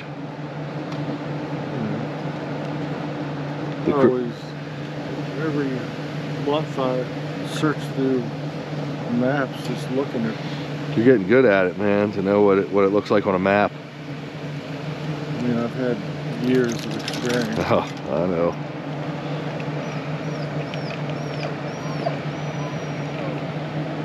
Still shaking, huh? No, it's just because I gotta tighten this. Oh. Pretty sure. Yeah, it's that.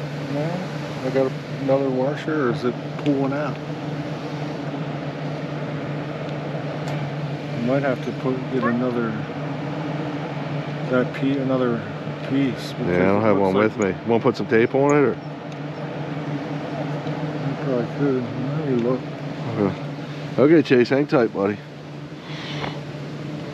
So. I'm afraid if I put another washer on it, I won't have enough thread. Yeah, yeah.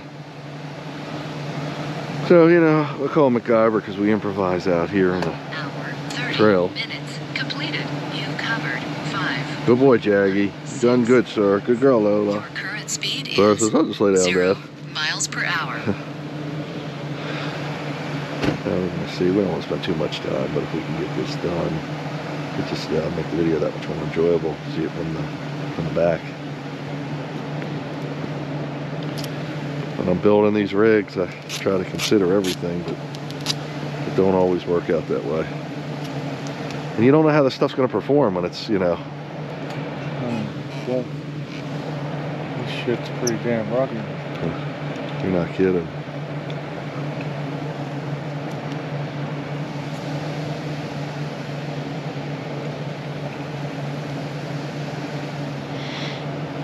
I'm gonna come up with a better model. And do my light so my light stays there too, because that's been going back.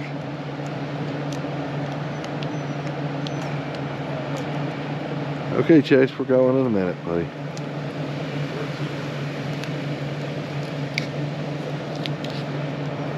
Oh, sorry, though. You're right there, aren't you?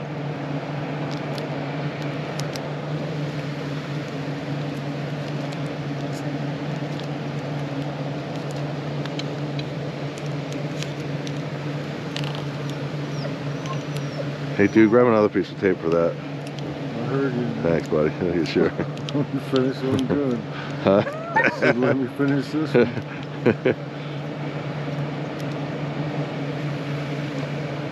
That's pretty tight now. This is staying good. I lowered it too. This backed out. Look, look, even this is backing out. It's all the vibration. Leverage. Okay, Chasey.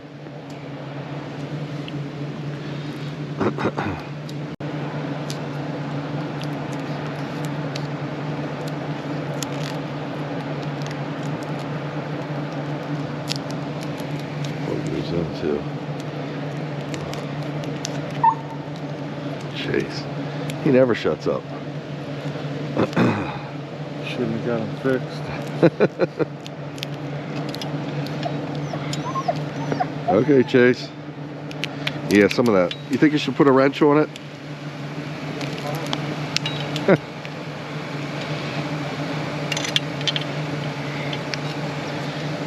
Thought a mastermind was good enough today, but it looks like it beat me still.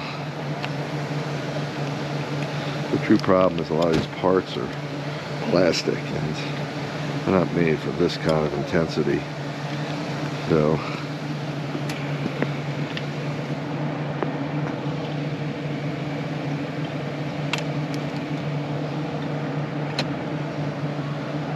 okay, buddy, we're going on this side.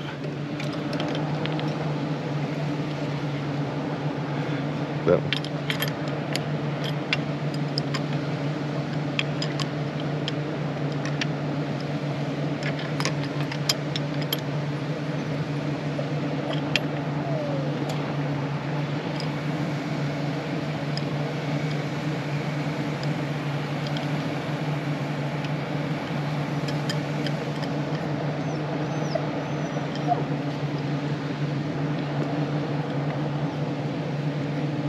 You just let this stuff go, it'll all back out.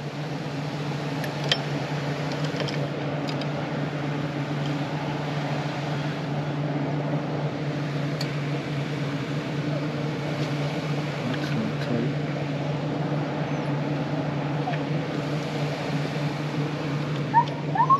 Okay, Chasey, we're going.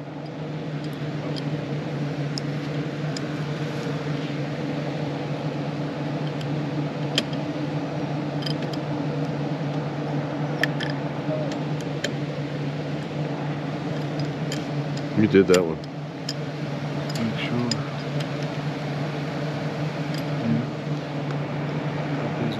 Yeah. And the bottom? I don't think that's going anywhere. I think I got that one pretty good.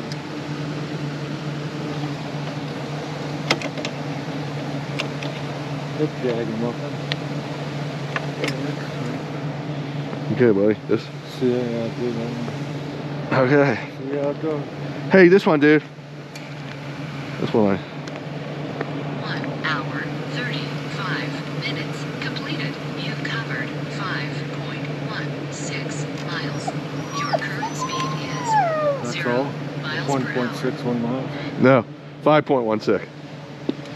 Okay. Are we ready?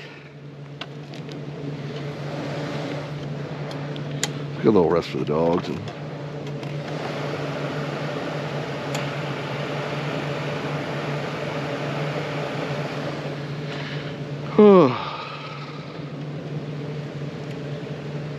okay, Chase, you're getting ready. For Crispy get in the truck.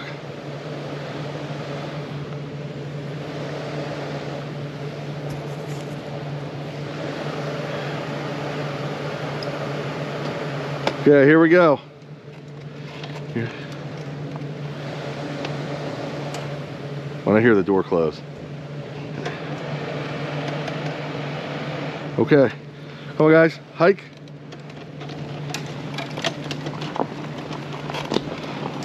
So we don't know how much that'll help, but it was just a little tune-up and a little duct tape. When in doubt, just add some duct tape.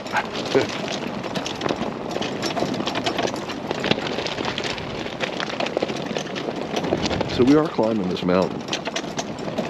We've got we're at 2,130 feet, it looks like.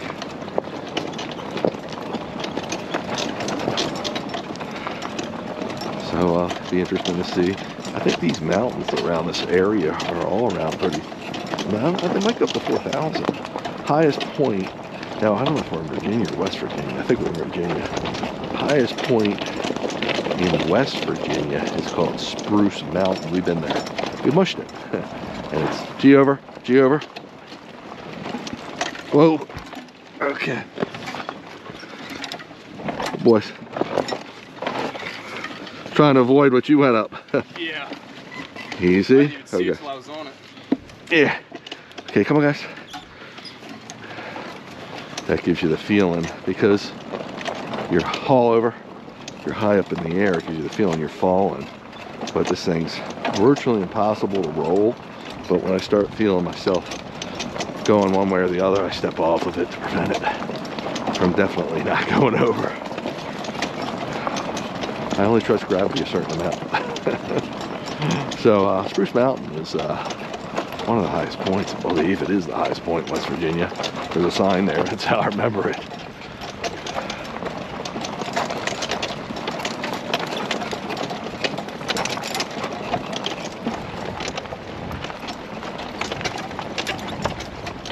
Everybody looks great, all but the driver, me, the wolf driver.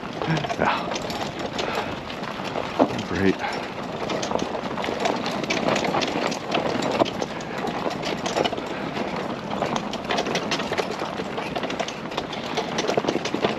Believe it or not, that a rest like that rejuvenates dogs so quickly and so thoroughly. That's why sled dogs, which is really what they are, that's their heritage, that's in their blood, can go in properly conditioned 50 to 100 miles a day pulling a sled. So that's endurance of a husky, northern breed.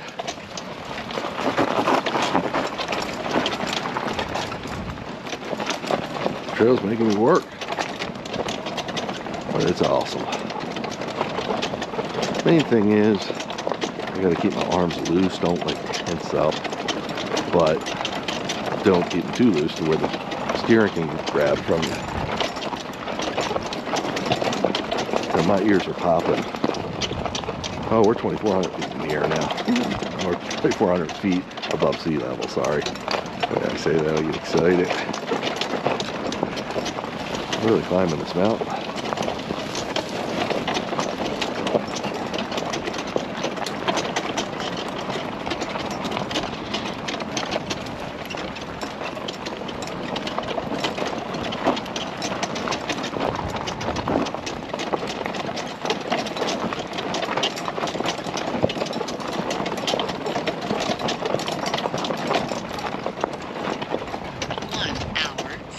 Minutes completed. You've covered 5.44 miles. Your current speed is 4.1 miles per hour.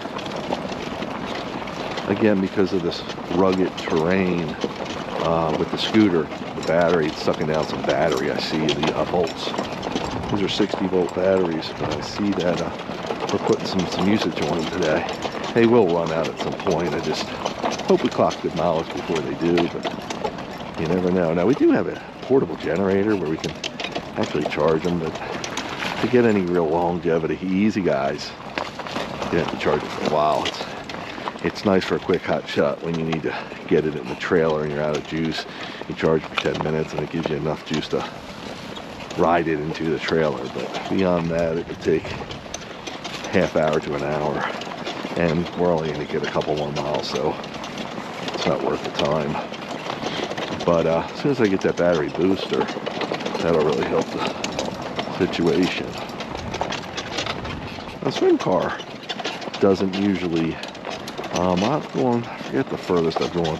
I'm going on here like 18 miles, so again, the temperature is not helpful for the batteries. The colder it is, the more quicker they drain, and certainly riding with the dogs because I'm sometimes moving super slow just to make sure the dogs are in proper synchronicity with me. That I'm not getting any momentum out of it. I'm just, you know, climbing super slow, and that Looks like from the elevation chart that we're going to be going over 3,200 feet, maybe 33 or 3,400. That's cool. Yeah, we're 25 right now, 2471, and we're climbing. My ears just popped. It's very neat up here. 10-4 on that, 10-4 on that. Yeah, it's almost like a surreal feeling. You're up here with nobody but us and the dogs. And we're really back in the wilderness. This is not just the back country, the back country. You okay, bud? The road's leaning this way, so it keeps sending me that way. I thought you were drinking and driving there for a second. Feels like it. Yeah, the ruts in the road can get you.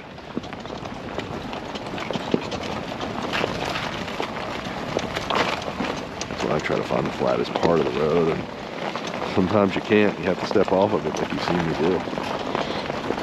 But this isn't my first rodeo. I'm pretty well versed on this Easy Raider scooter.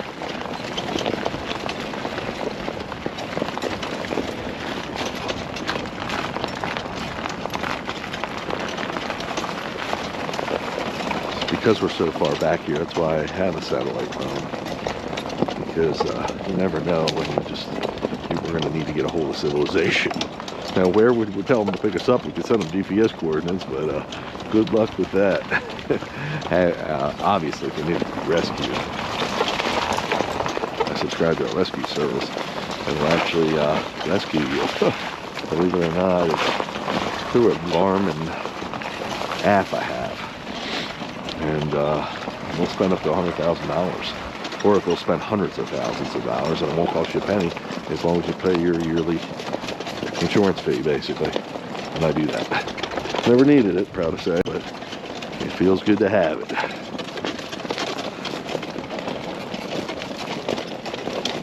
So what I mean by surreal feeling is it's so quiet. I mean, you can't hear nothing.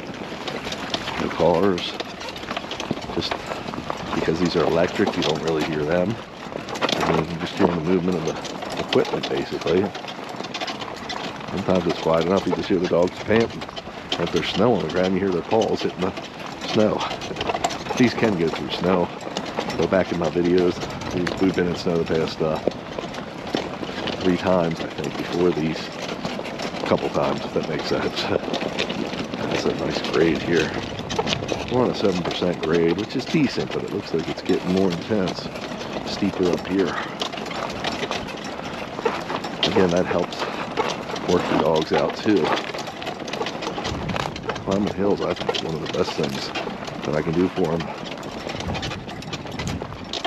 1 hour, 45 minutes completed. You covered 5.79 miles. Your current speed is 3.9 miles per hour.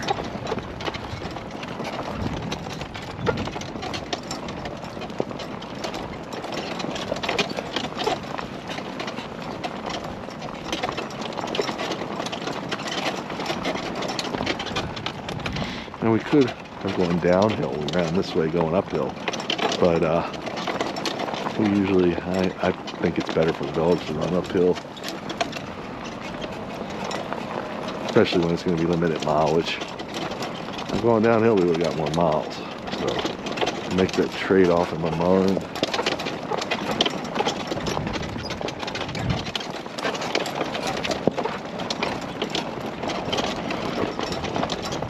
We're definitely riding some miles, though.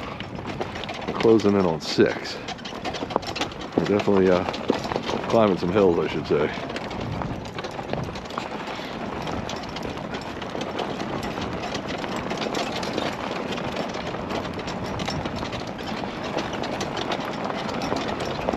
So again, I know I touched on it, probably sounds like a goofball, but I keep saying it's surreal. I mean, a lot of people would be really kind of spooked out place like this because, you know, you're so secluded.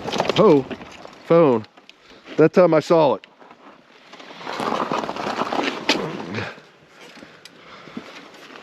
Cool. And I got it. Nice. No backtracking, dude. These things just loosen up, dude. Yeah, you ever think about getting some thread locker? Yeah, it's a good idea. That's what Chris likes. The blue stuff's supposed to be, it holds it tight, but you can still untighten it by hand. You can? Something like that. I know the red stuff's permanent. You gotta weld the red stuff off. Oh, this one was loose too. All this stuff. How's your camera on the back? Good? Cool? Yeah, still tight. Cool. Let's do it. Come on, guys, hike. So, you do got to be vigilant about all this equipment. And on the last trip, we lost the phone and the camera, and Scott was able to find them again. So that's pretty impressive. So I'm always looking down to see, make sure stuff's still there, and to at least so I'll know the last time I saw it. So if it does fall off, where we should look.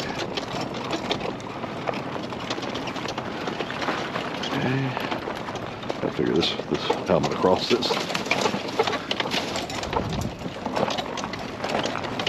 So yeah, most people would be a little wigged out back here.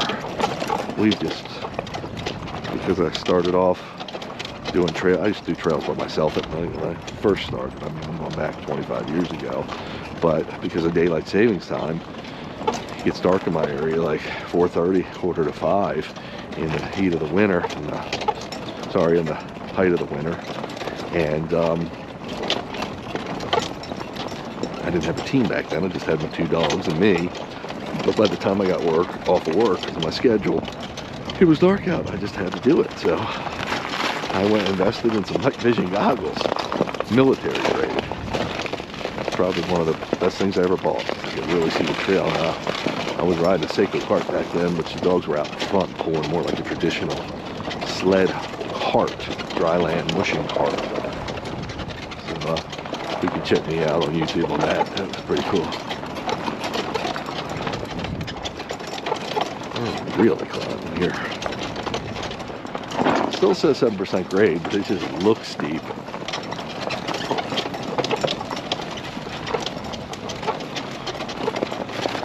Maybe a little icy here. Nah, just look that way. This thing goes over ice and snow like it's no big deal, but the dogs will slip a little. They can grab onto it somewhat with their claws, but plenty of mushers who mush across ice. So nothing new to their instinct.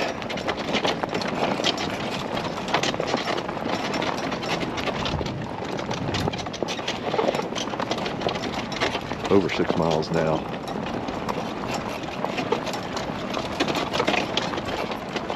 And by the way, that cold is gone. I'm warm, and it's because I'm working, just balancing this thing, even though it's 4 wheels. Hour, 50 minutes completed.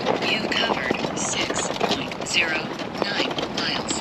Your current speed is 4.3 miles per hour. Even though it's 4-wheel, you still got to balance it somewhat. It's got so much lean to it. And that's why you saw me jump off of it before. Because it was leaning in the wrong direction. Going over the cliff. I didn't want to do that.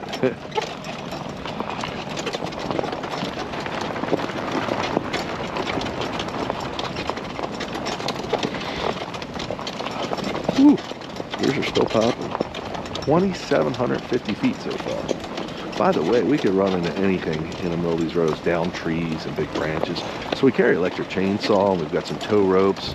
We could tow stuff out of the way and cut it up if we had to. I mean, we're not a regular tree moving crew, so we're limited in some capacities, but at least we got enough to deal with most of what we might encounter. We encountered a tree once that was so big we used a tow rope, and we couldn't even move it. We broke the tow rope, and those tow ropes are rated at, I don't know, 15,000 pounds or something crazy. I'm talking tow ropes for vehicles, not for dogs. Pretty rugged through here. Bumpy, bumpy, bumpy, and you're on the cliffside, so want to keep those bumps in the right area.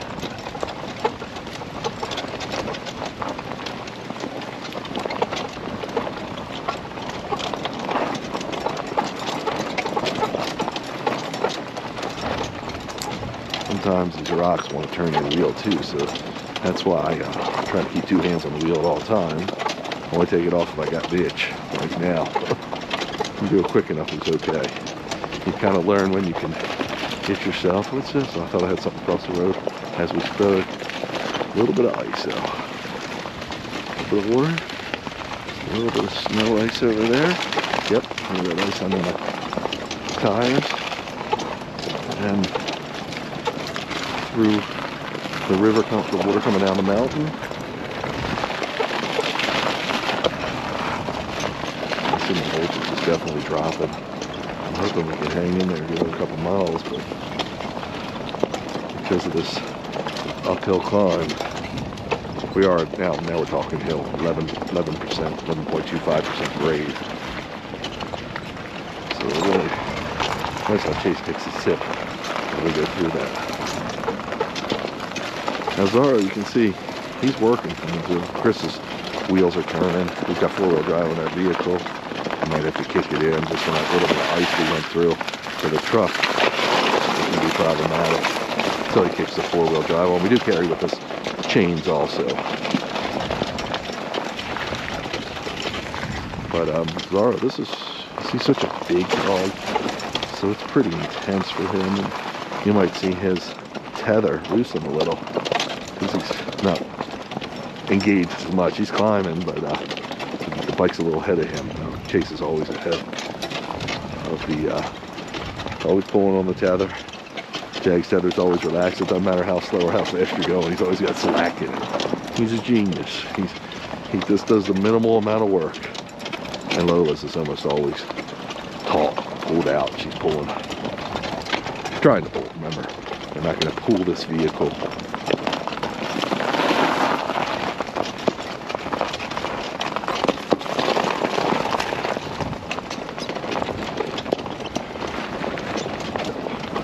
Getting towards 6.5 miles now.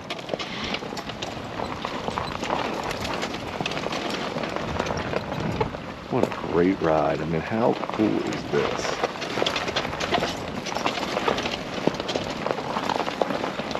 It's just so awesome.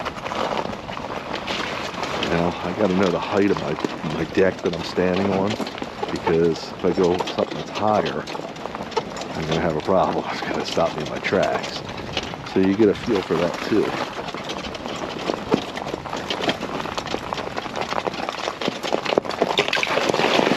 Chases when it's a run in front of the tire, you want to avoid that water. Sometimes he'll go in it, sometimes he'll go around it, so that's why I have to be ready. Now the tire's not going to have any terrible impact on him. It will, can bump him, but they're like big balloons. So I'd rather not do it, so that's why I'm alert. And that's why I'm wolf driving. I know what I'm doing. This is wolf driving. To the extreme. 55 minutes completed. You covered 6.45 miles. Your current speed is 3.6 miles per hour. Still got a good grade going on. 10.125. It's fluctuating a lot, but we're seriously climbing. I don't think we're going to make it to the top. I think my battery's going to kick out soon. But we're certainly going to try.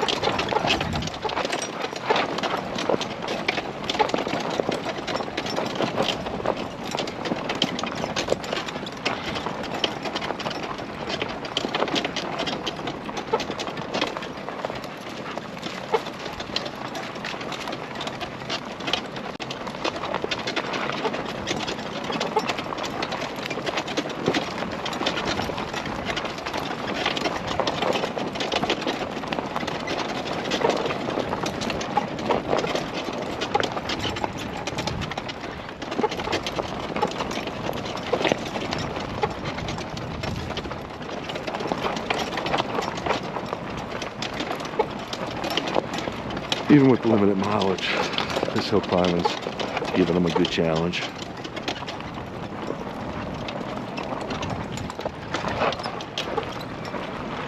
Look at this, wow.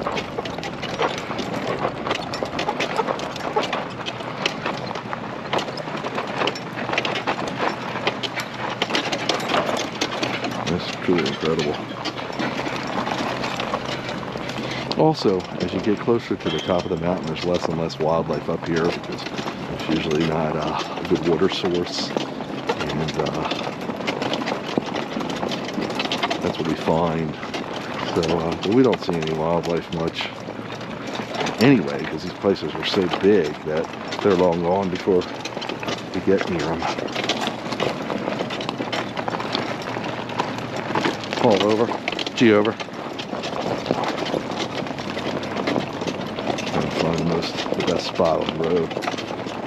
So we just did a switchback, which to climb the mountain, the roads, they don't go straight up. A lot of these roads were probably built for logging originally back in the 70s maybe, but we don't, you usually won't go straight up a mountain because it's too intense for anything, vehicle, people, whatever, so they're coming down and going up. So what they usually do is zigzag, like a slalom course, and that will make it easier to... Well, let the trans cool down. 10-4 on that, 10-4 on that. So he's got to let the transmission cool down of the truck. That's how intense this place is. That's what the hell. So we just climbed. We're 3,000 feet, 12% grade, 11.95. We're 3,000 feet now. Damn. So they call them switchbacks, I believe. Just like in the trains, they were building train tracks to climb a mountain. They wouldn't go straight up it. I don't know if trains, I guess they go through mountains. Look at this. Wow. Turning 7 miles right now, folks.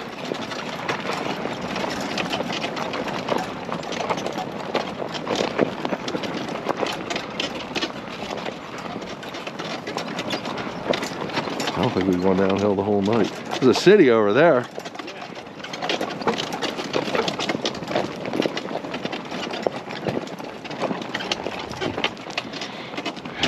If we go downhill, that helps the battery tremendously because it recharges. It's something called regenerative braking. But we haven't been able to go downhill. That's why the battery's getting so depleted.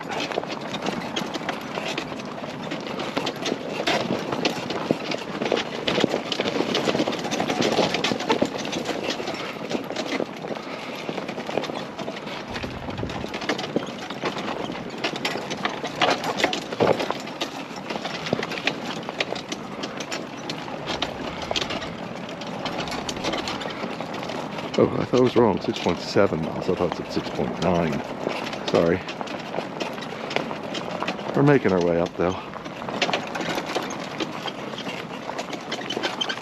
You know, Zara's lead was a little behind, so I took a little speed off. Slowed her down a little bit. Jake's right up with us. Remember, he's the biggest, so he's big boned. He's got a big structure, stature. 6.78 miles. Your current speed is 3.4 miles per hour. Because he's got Malamute in, so his bone structure is pretty thick and he's pretty big for what a husky is. He's pretty lean still, but it's work for him getting up the hills. I love this hill climb for them.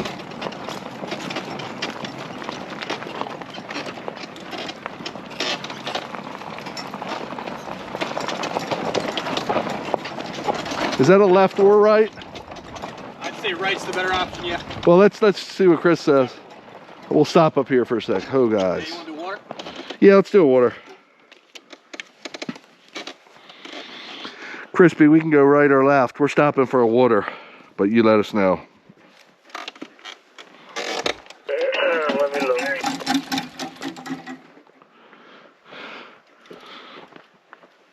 Hi, good girl. Well, let me take another picture here. Hi, good boy. They're probably not going to drink much. You're all the way at the top. I believe so.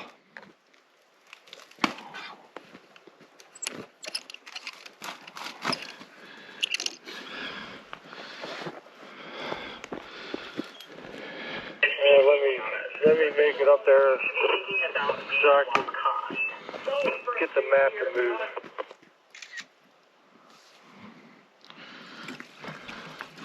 $10-4 on that, no rush. We're giving them water and resting them. That's quite a climb.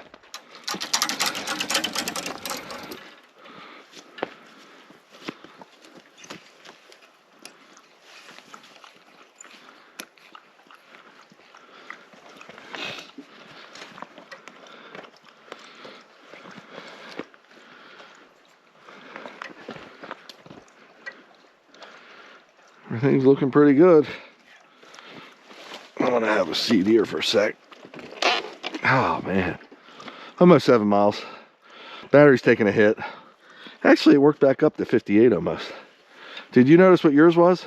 I'll look. It doesn't matter, but it's what it is. We can't change it.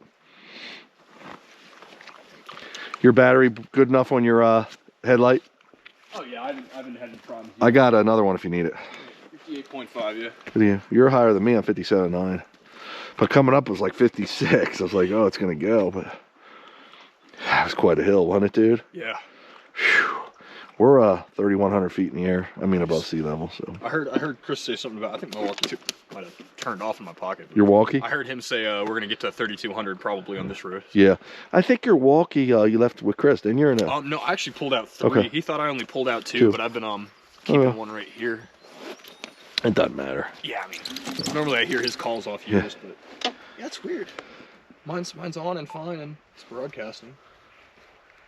Whatever. Oh, because you're not on our channel, 21. Oh, that's all right. Yeah, we'll worry about it. Yeah, he found that that's the channel for that. It's nice you don't have to get a Milwaukee out anymore. It's kind of like aesthetic to have that as the command center. Yeah. It sounds real good. Yeah, it does, doesn't it?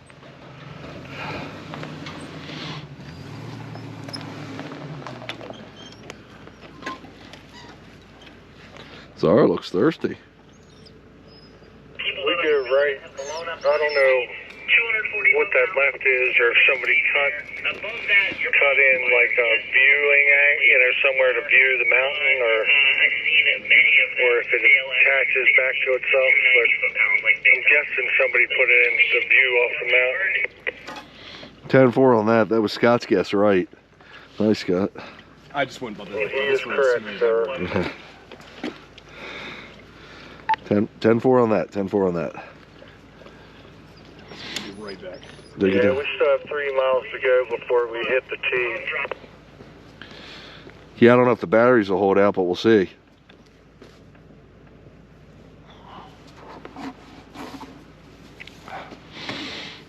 So it's awesome. So we're better than 2 hours into this, and we're at 6.8 miles, and our average pace has been 3.4. We've climbed, let me see, track is set. We've climbed, could it be 1,800 feet we've climbed? Looks like that. Yeah, 1,800 feet. That's pretty good. Yeah, there's 2 hours, altitude 5 minutes completed. You've covered 6.84 miles. Your current speed is 0 miles per hour. So we can hang in there another few miles. It might level off, and then we can recharge the batteries using the regenerative braking, just by going downhill, not put so much load on them, and they would get more mileage even. But I don't think that's going to happen. Did he drink? Zaro about drank the whole bowl. Did he really? Yeah.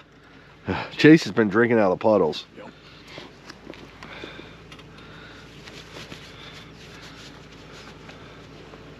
Jack's been drinking out of his feet. It looks like, and it's also the easiest to find here in the U.S. if you go a little bit more, you're going to start going downhill. Yeah, if we can survive, the batteries can survive that, that'd be awesome. If we could survive that, that'd be awesome, the batteries, because then we'd start regenning and get some good mileage. The Garmin says you're at 3,165 where I am.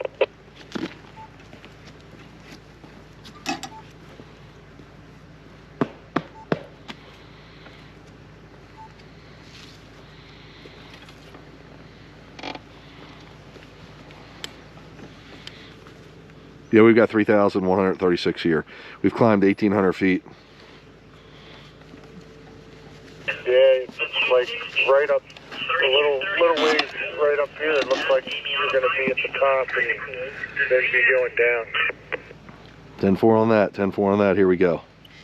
You good, Scott? All the way down below 1,500 feet. Hi guys, height. A little more climbing, guys, and we'll be in business.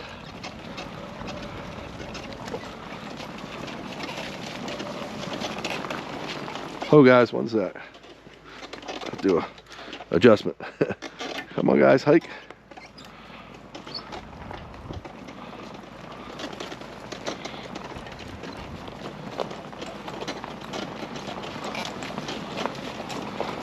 Even this is kind of downhill. This is helping out our battery situation a lot. Now the question is, how rugged is it going to get going downhill? Are we going to run into more water? We'll find out. That's the lure of the adventure. Thanks for the battery. Nice.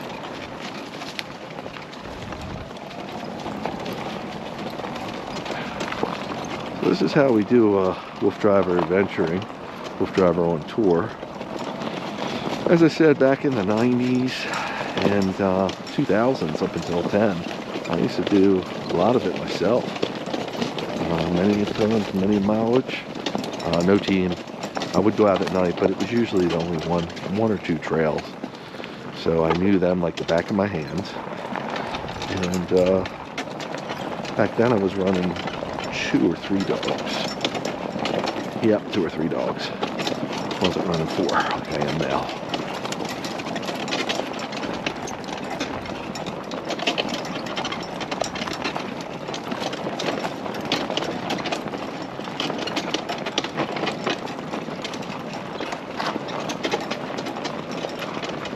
A little more uphill it looks like.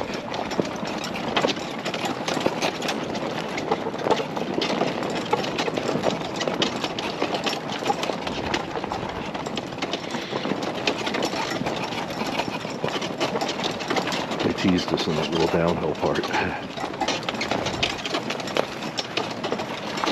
Dog's pretty rejuvenated, looking good. Still climbing. All over. A little ice here too. All over. Just trying to find the flattest part of the trail to ride on, or the road. Again, whatever this thing is.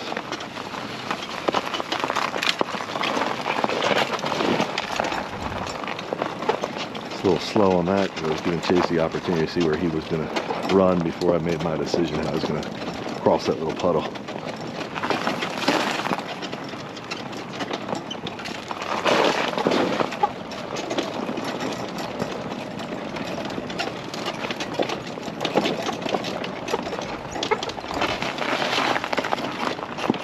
Super cool. Super cool. 2 hours. It's gonna be a lot of work for the truck because it's so. You covered 7.06 miles. So Your current speed is 5.2 miles per hour. So we are over 7 miles. I was saying it's going to be pretty bumpy for the truck. Pretty challenging for the truck because it's all up and down and up and down. He's got the trailer on the back, of course.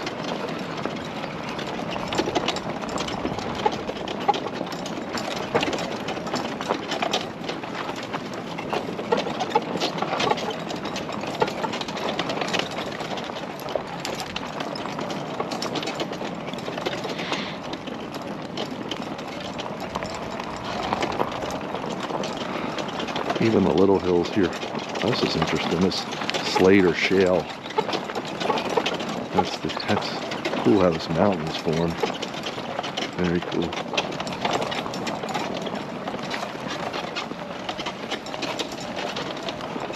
And so even these little, when I go down a little bit of the hill, when you go up, the climb it and go down a little bit, even that little bit helps the battery.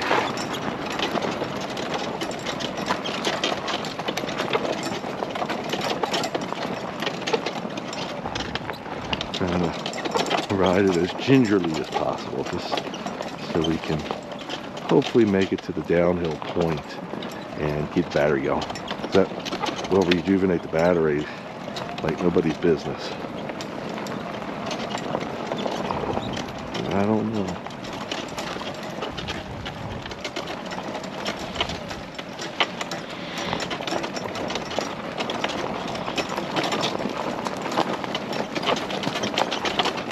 Rugged, rugged, rugged.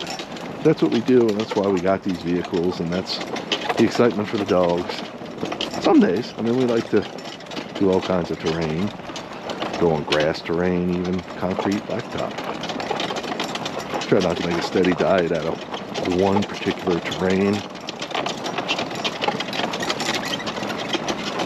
They all have their pros and cons. Oh yeah, my latest Facebook beat up one wolf driver today was a woman had said to me that it was cruel to the dogs what I'm doing, and to get off my ass and walk them. And that's just a misconception. And that's why sometimes it's tough to be on Facebook. People look at something and they're automatic instant experts, and they want to tell you why you're being cruel to your animal and why you shouldn't do what you're doing, when in fact they have no idea. I mean, I've had educated conversations with mushers who some like what I'm doing, some don't, and that's okay, because that's a person that's got experience. They don't experience exactly what I'm doing, but at least they are educated about a working breed dog. But this woman could be someone that's educated, but it didn't look it. I take what everybody says very seriously, and I really try to learn from them if they have a valid point. I'm pioneering some of this urban style mushing that I do. So certainly, people might have other ideas, and I'm always a student, I'm always willing to learn, but I hate when people just come in there and ridiculously pick you apart and tell you why you're such a bad person because of what you're doing. So I try to keep everything in check and not let it affect my day. But I do take it personal. This is a way of life for me and my dogs and my family. So I want the best lives possible for them. I don't want people to think I'm doing anything that would in any way affect them. Whoa, that's it. Battery done, dude. Yeah. Was that even 10 miles? 7.4. I think your peak's right up there. Do you want to put it on the generator for 5 minutes? Yeah, we could do a 5-10 minute generator and try it. 10-4. I'll use that cord so I can get it as far away from you as possible. 10-4 on that. Well, we'll try. 2 hours, Still kinda 15 early. minutes completed. You've covered 7.4 miles. Your current speed is We got 0 good signal here. miles per hour. Use this time to call my wife.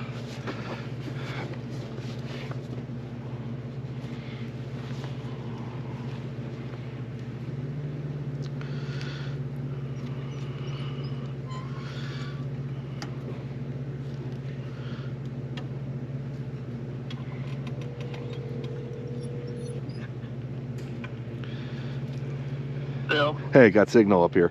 Yeah, just got about 8 miles. We ran out of battery, but that's fine. We usually wrap it up, but we're gonna try a portable charge, see if we get, because we're almost at the top of the mountain, and then it's downhill from there. Just get the dogs a few more miles. That's where we're at. Okay, Bill. It's like 3 hours away. It's 9 o'clock now. Yeah, but it won't be that bad when we get there. You 9:20. got all the shit to do tomorrow, and you got to be up. What time are they coming in? 8? Yep, I'll be good. I love you. Just checking in with you. Be here for tomorrow. Huh? How long will they be here tomorrow? The whole day, they said. They're going to keep it said they'll be here from 8 till 5. 8 to 4. Yeah. Okay, bye. Okay, love you. Bye. Make sure I can get my car out. Bye. Bye. What's that? Oh, guys. Oh, yeah. That's cool, man. I'm liking that. The lights of whatever town that is over there peeking through. Hey, you get all these cool mountain views. when we're up here doing what we're doing. So it's really awesome in so many ways. Had to check in with Mrs. Wolf Driver. She's not happy. Well, we got such a late start today because had some other stuff I had to take care of, and because we travel a long distance, so.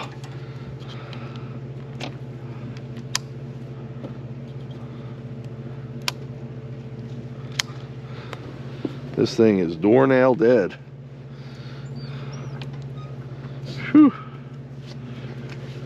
Would Chris say we're pretty much at the peak? Yeah. Going downhill, we could get some quick mileage in for them. They're not even tired. No.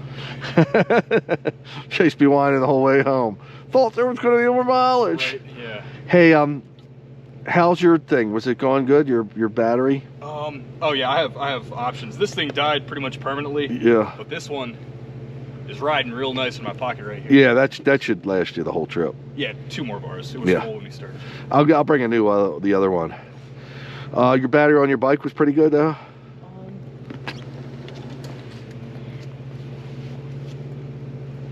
57.9. Cool.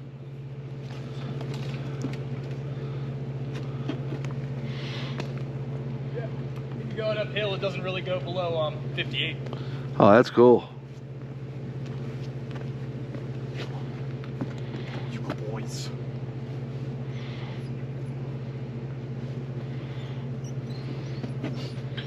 Whew.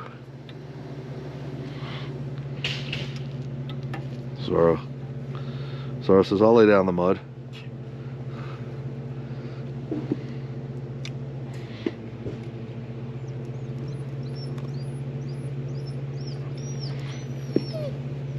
I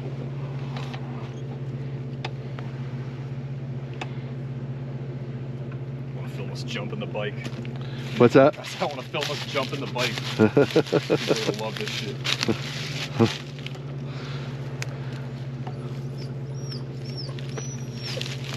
Chase already whining, dude. Okay, we'll have to do email check. See what's going on in the world here. The luxuries of modern day motion.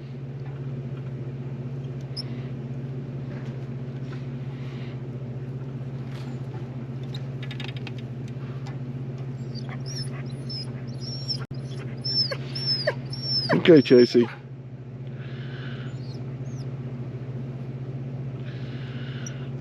Okay.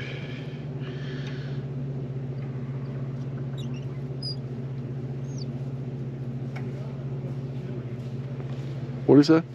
We're fucking back there looking for the generator. I thought you saw me taking it out, brother. I'm like, what the fuck? Thought I left it in the Home Depot parking lot. I didn't know what the fuck was going on. Whew.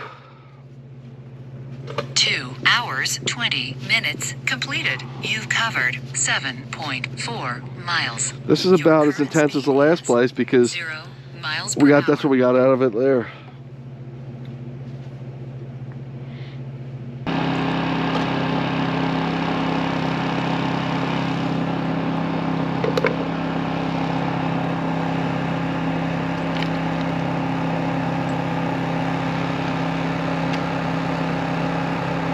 Jeez, if we could pull harder.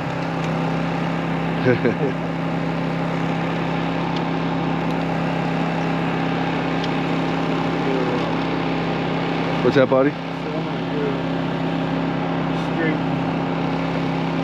some shit out. It's charging.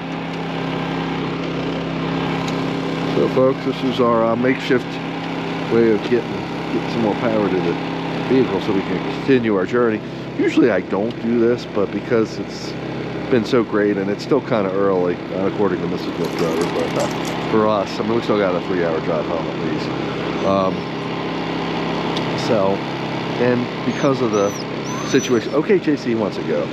Okay, we're gonna go soon because we're almost at the top of the mountain. It makes sense to try to make it to the top because going downhill, we get up 2-3 more miles to go at fast pace and really help give them the workout they're looking for.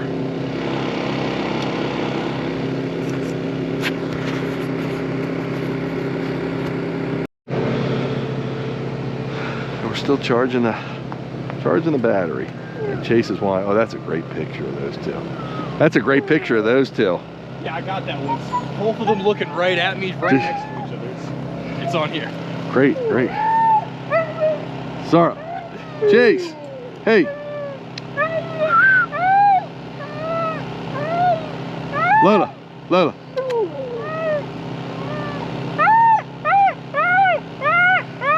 Let's get them doing that.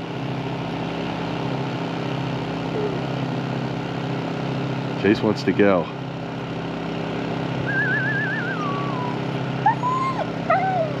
Getting that good. Zorro. Giving a half a howl. Okay, okay.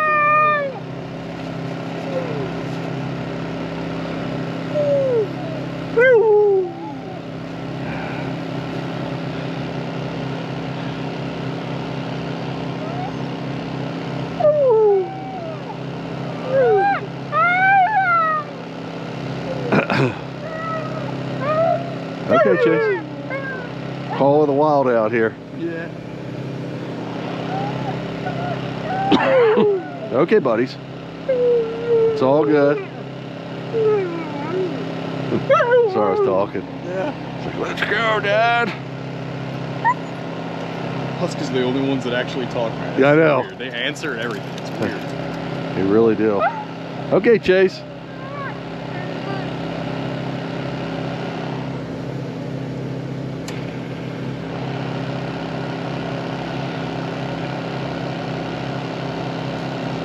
Yeah, I think I managed to get a good still of one of each. I couldn't get Chase, but I get him all the time. The elusive Chase, yeah, that's good.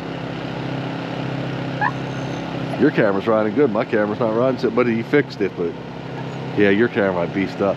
Plus my camera's higher. I beefed my camera up, and Yeah, you got. I don't even know what the hell I'm looking at anymore. yeah, they're arms on there to. Oh yeah, okay. Yeah. Just like a guide wire on a tower. Yeah. This thing's solid.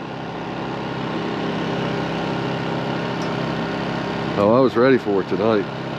Yeah, I saw it when you shook it. The whole bike shook. Yeah, Just the top. That was nice. It moves with it. But this contraption's still cheap. I gotta figure out how to beef it up. I feel like those screws are kind of meant to strip over time. Yeah. They know what they're doing. Oh yeah. That's for sure. That's for sure. So it's been about 5 minutes now.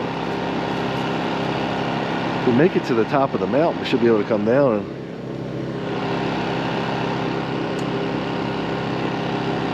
Troublemaker. yeah, he's going off.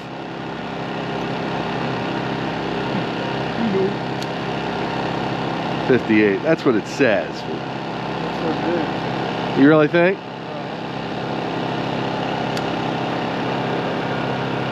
How can it be that quick?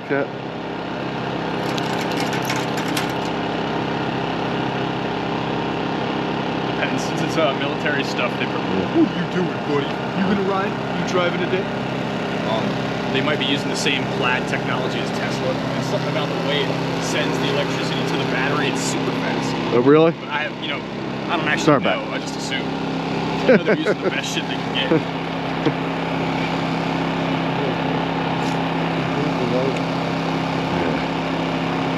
I'm gonna look again. 58.3.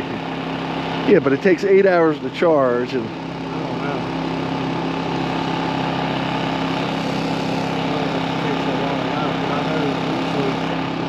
The first half was charged quick. really? And then it trickles. 4 miles. Your current How far do you think to the miles per hour. I don't think what you see up there is the top Top. of the mountain. I mean, you can try to see if you can make it to the top, and okay, you wanna if you don't, then we'll charge you again.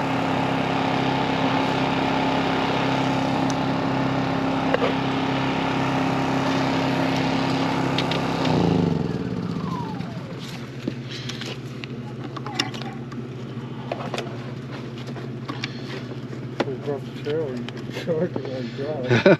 just keep it charged. That trailer's hard to drive with this. Oh wait till you get in there. So we got some little juice. We'll see what this does. It's kind of an experiment, and we'll see if it can carry on. Be nice, like I said, to get to the top of the hill. Easy, top of the mountain. Okay, Chase. He wants to go. He's like, I do not want to be stopped. Okay, Chase. And this dog will literally do. We've done 30 miles before, and still have energy left to spend. He's skin and bones. I mean, that's what he does. You ready, brother?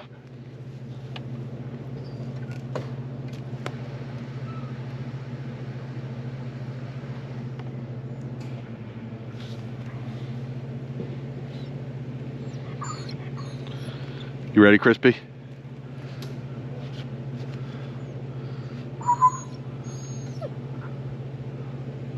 He always tells me to go, but I like to wait. Go ahead. Okay.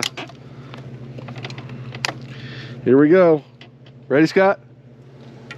Scott, you ready? Yeah. Cool. Here we go. Oh, guys, hike.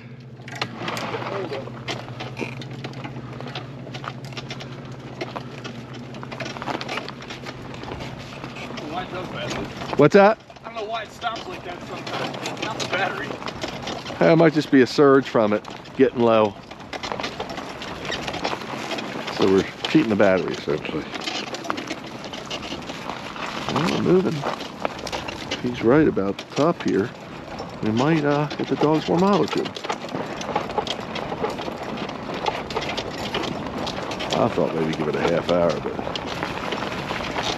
not that we want to take that kind of time. This could be the top.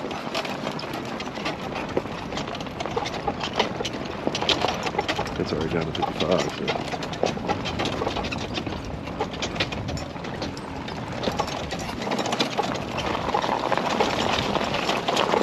We're getting there, folks.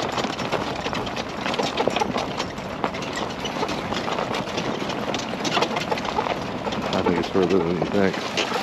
And I think this thing's going to conk out again almost soon.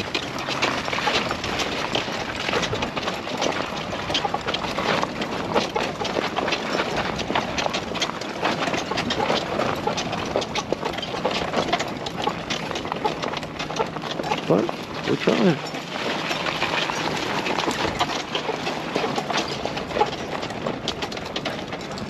Always thinking out of the box.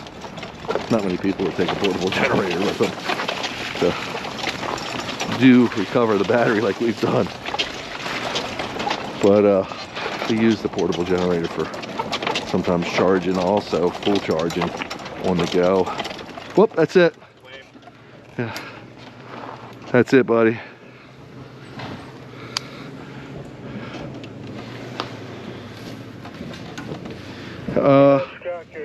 Scott, go check to see where. I'll get you back on the charger.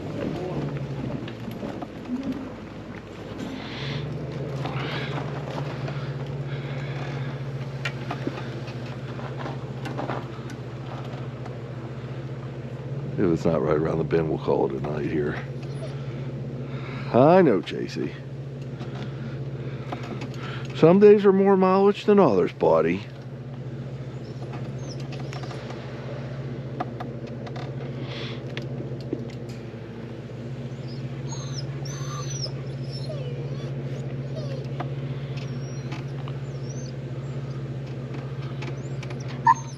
It's okay, buddy.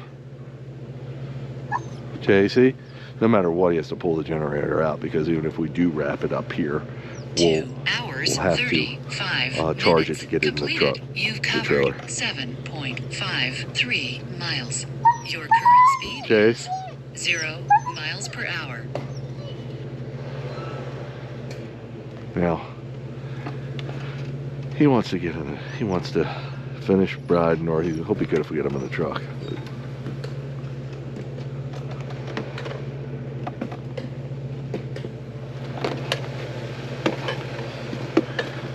Crispy working, aren't you? Just the usual. Yeah, man. Ah. I'm surprised that thing's not electric start. I'm sure it's probably an option, but Yeah. they're trying to keep the footprint small. Small. Yeah. Chase, come on, buddy. He won't give you a break. You pull harder. We make it up the mountain. Yeah, it's your fault. He knows you're talking to him. Chris is also a master electrician, so kind of helps out too.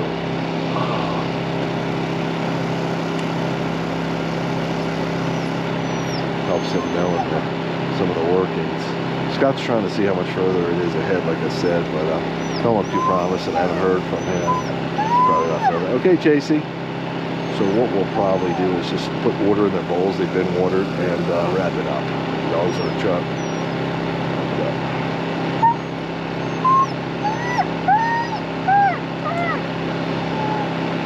The battery is spent. This car is pretty close to being spent too.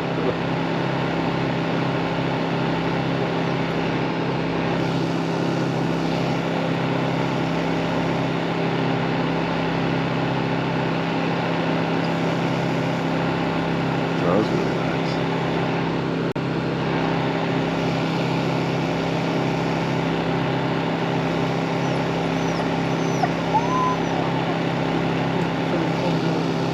What's that, 60?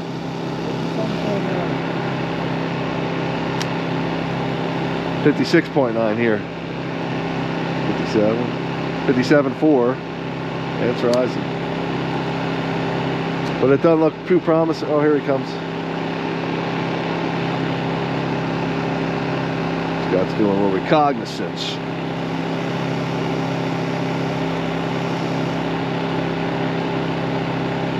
The battery died. Your battery died? Probably gotta call it even. Did you make it to the level point? No.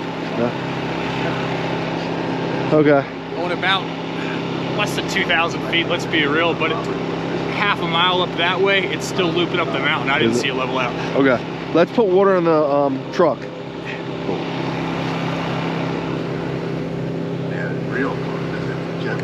So folks. You wanna give him some now? Oh yeah, might as well. Oh. En route, this thing must have been loose. Oh, it came off? Wow. Yeah, I took that off. Okay. That's fine. But did the whole thing come off? Or The you? whole thing came off. I haven't inspected. I Okay. saw the light fall. Now Yeah, the whole thing fell. It ripped. Cool. Okay, cool. You got it. When you were talking about right when you started talking about That's the cost of doing business, folks. your phone actually stopped. Wow, it did break that lens. And your voice stopped. So could you repeat for the listeners what exactly you said? So I heard that the starting. I didn't put the lens cap on. The one time I didn't do it, it broke. I'm sure you could get it repaired. But Yeah. They have a thing, GoPro. That broke the battery thing off. Interesting. That's still 20 different laptops, 20 different phones. My charge was not good enough for it. That was a hard story to believe. It was supposed to be Emrata 1. 2 hours, 40 minutes completed. You've covered 7.53 miles. Your current speed is 0 miles per hour. Wow, it happened to fall right on that lens. what's up? It happened to fall right on that lens still. See, I forgot my protector today because it usually has a protector. And I said, it ain't gonna fall off. Shame. Cost of doing business, buddy. Are they drinking? I thought we just watered them. Well, we did. Chase didn't want anything to do with it, but Jack did. You know, Jag, he's always the lone wolf. Yep, definitely check him. Cool. Cool.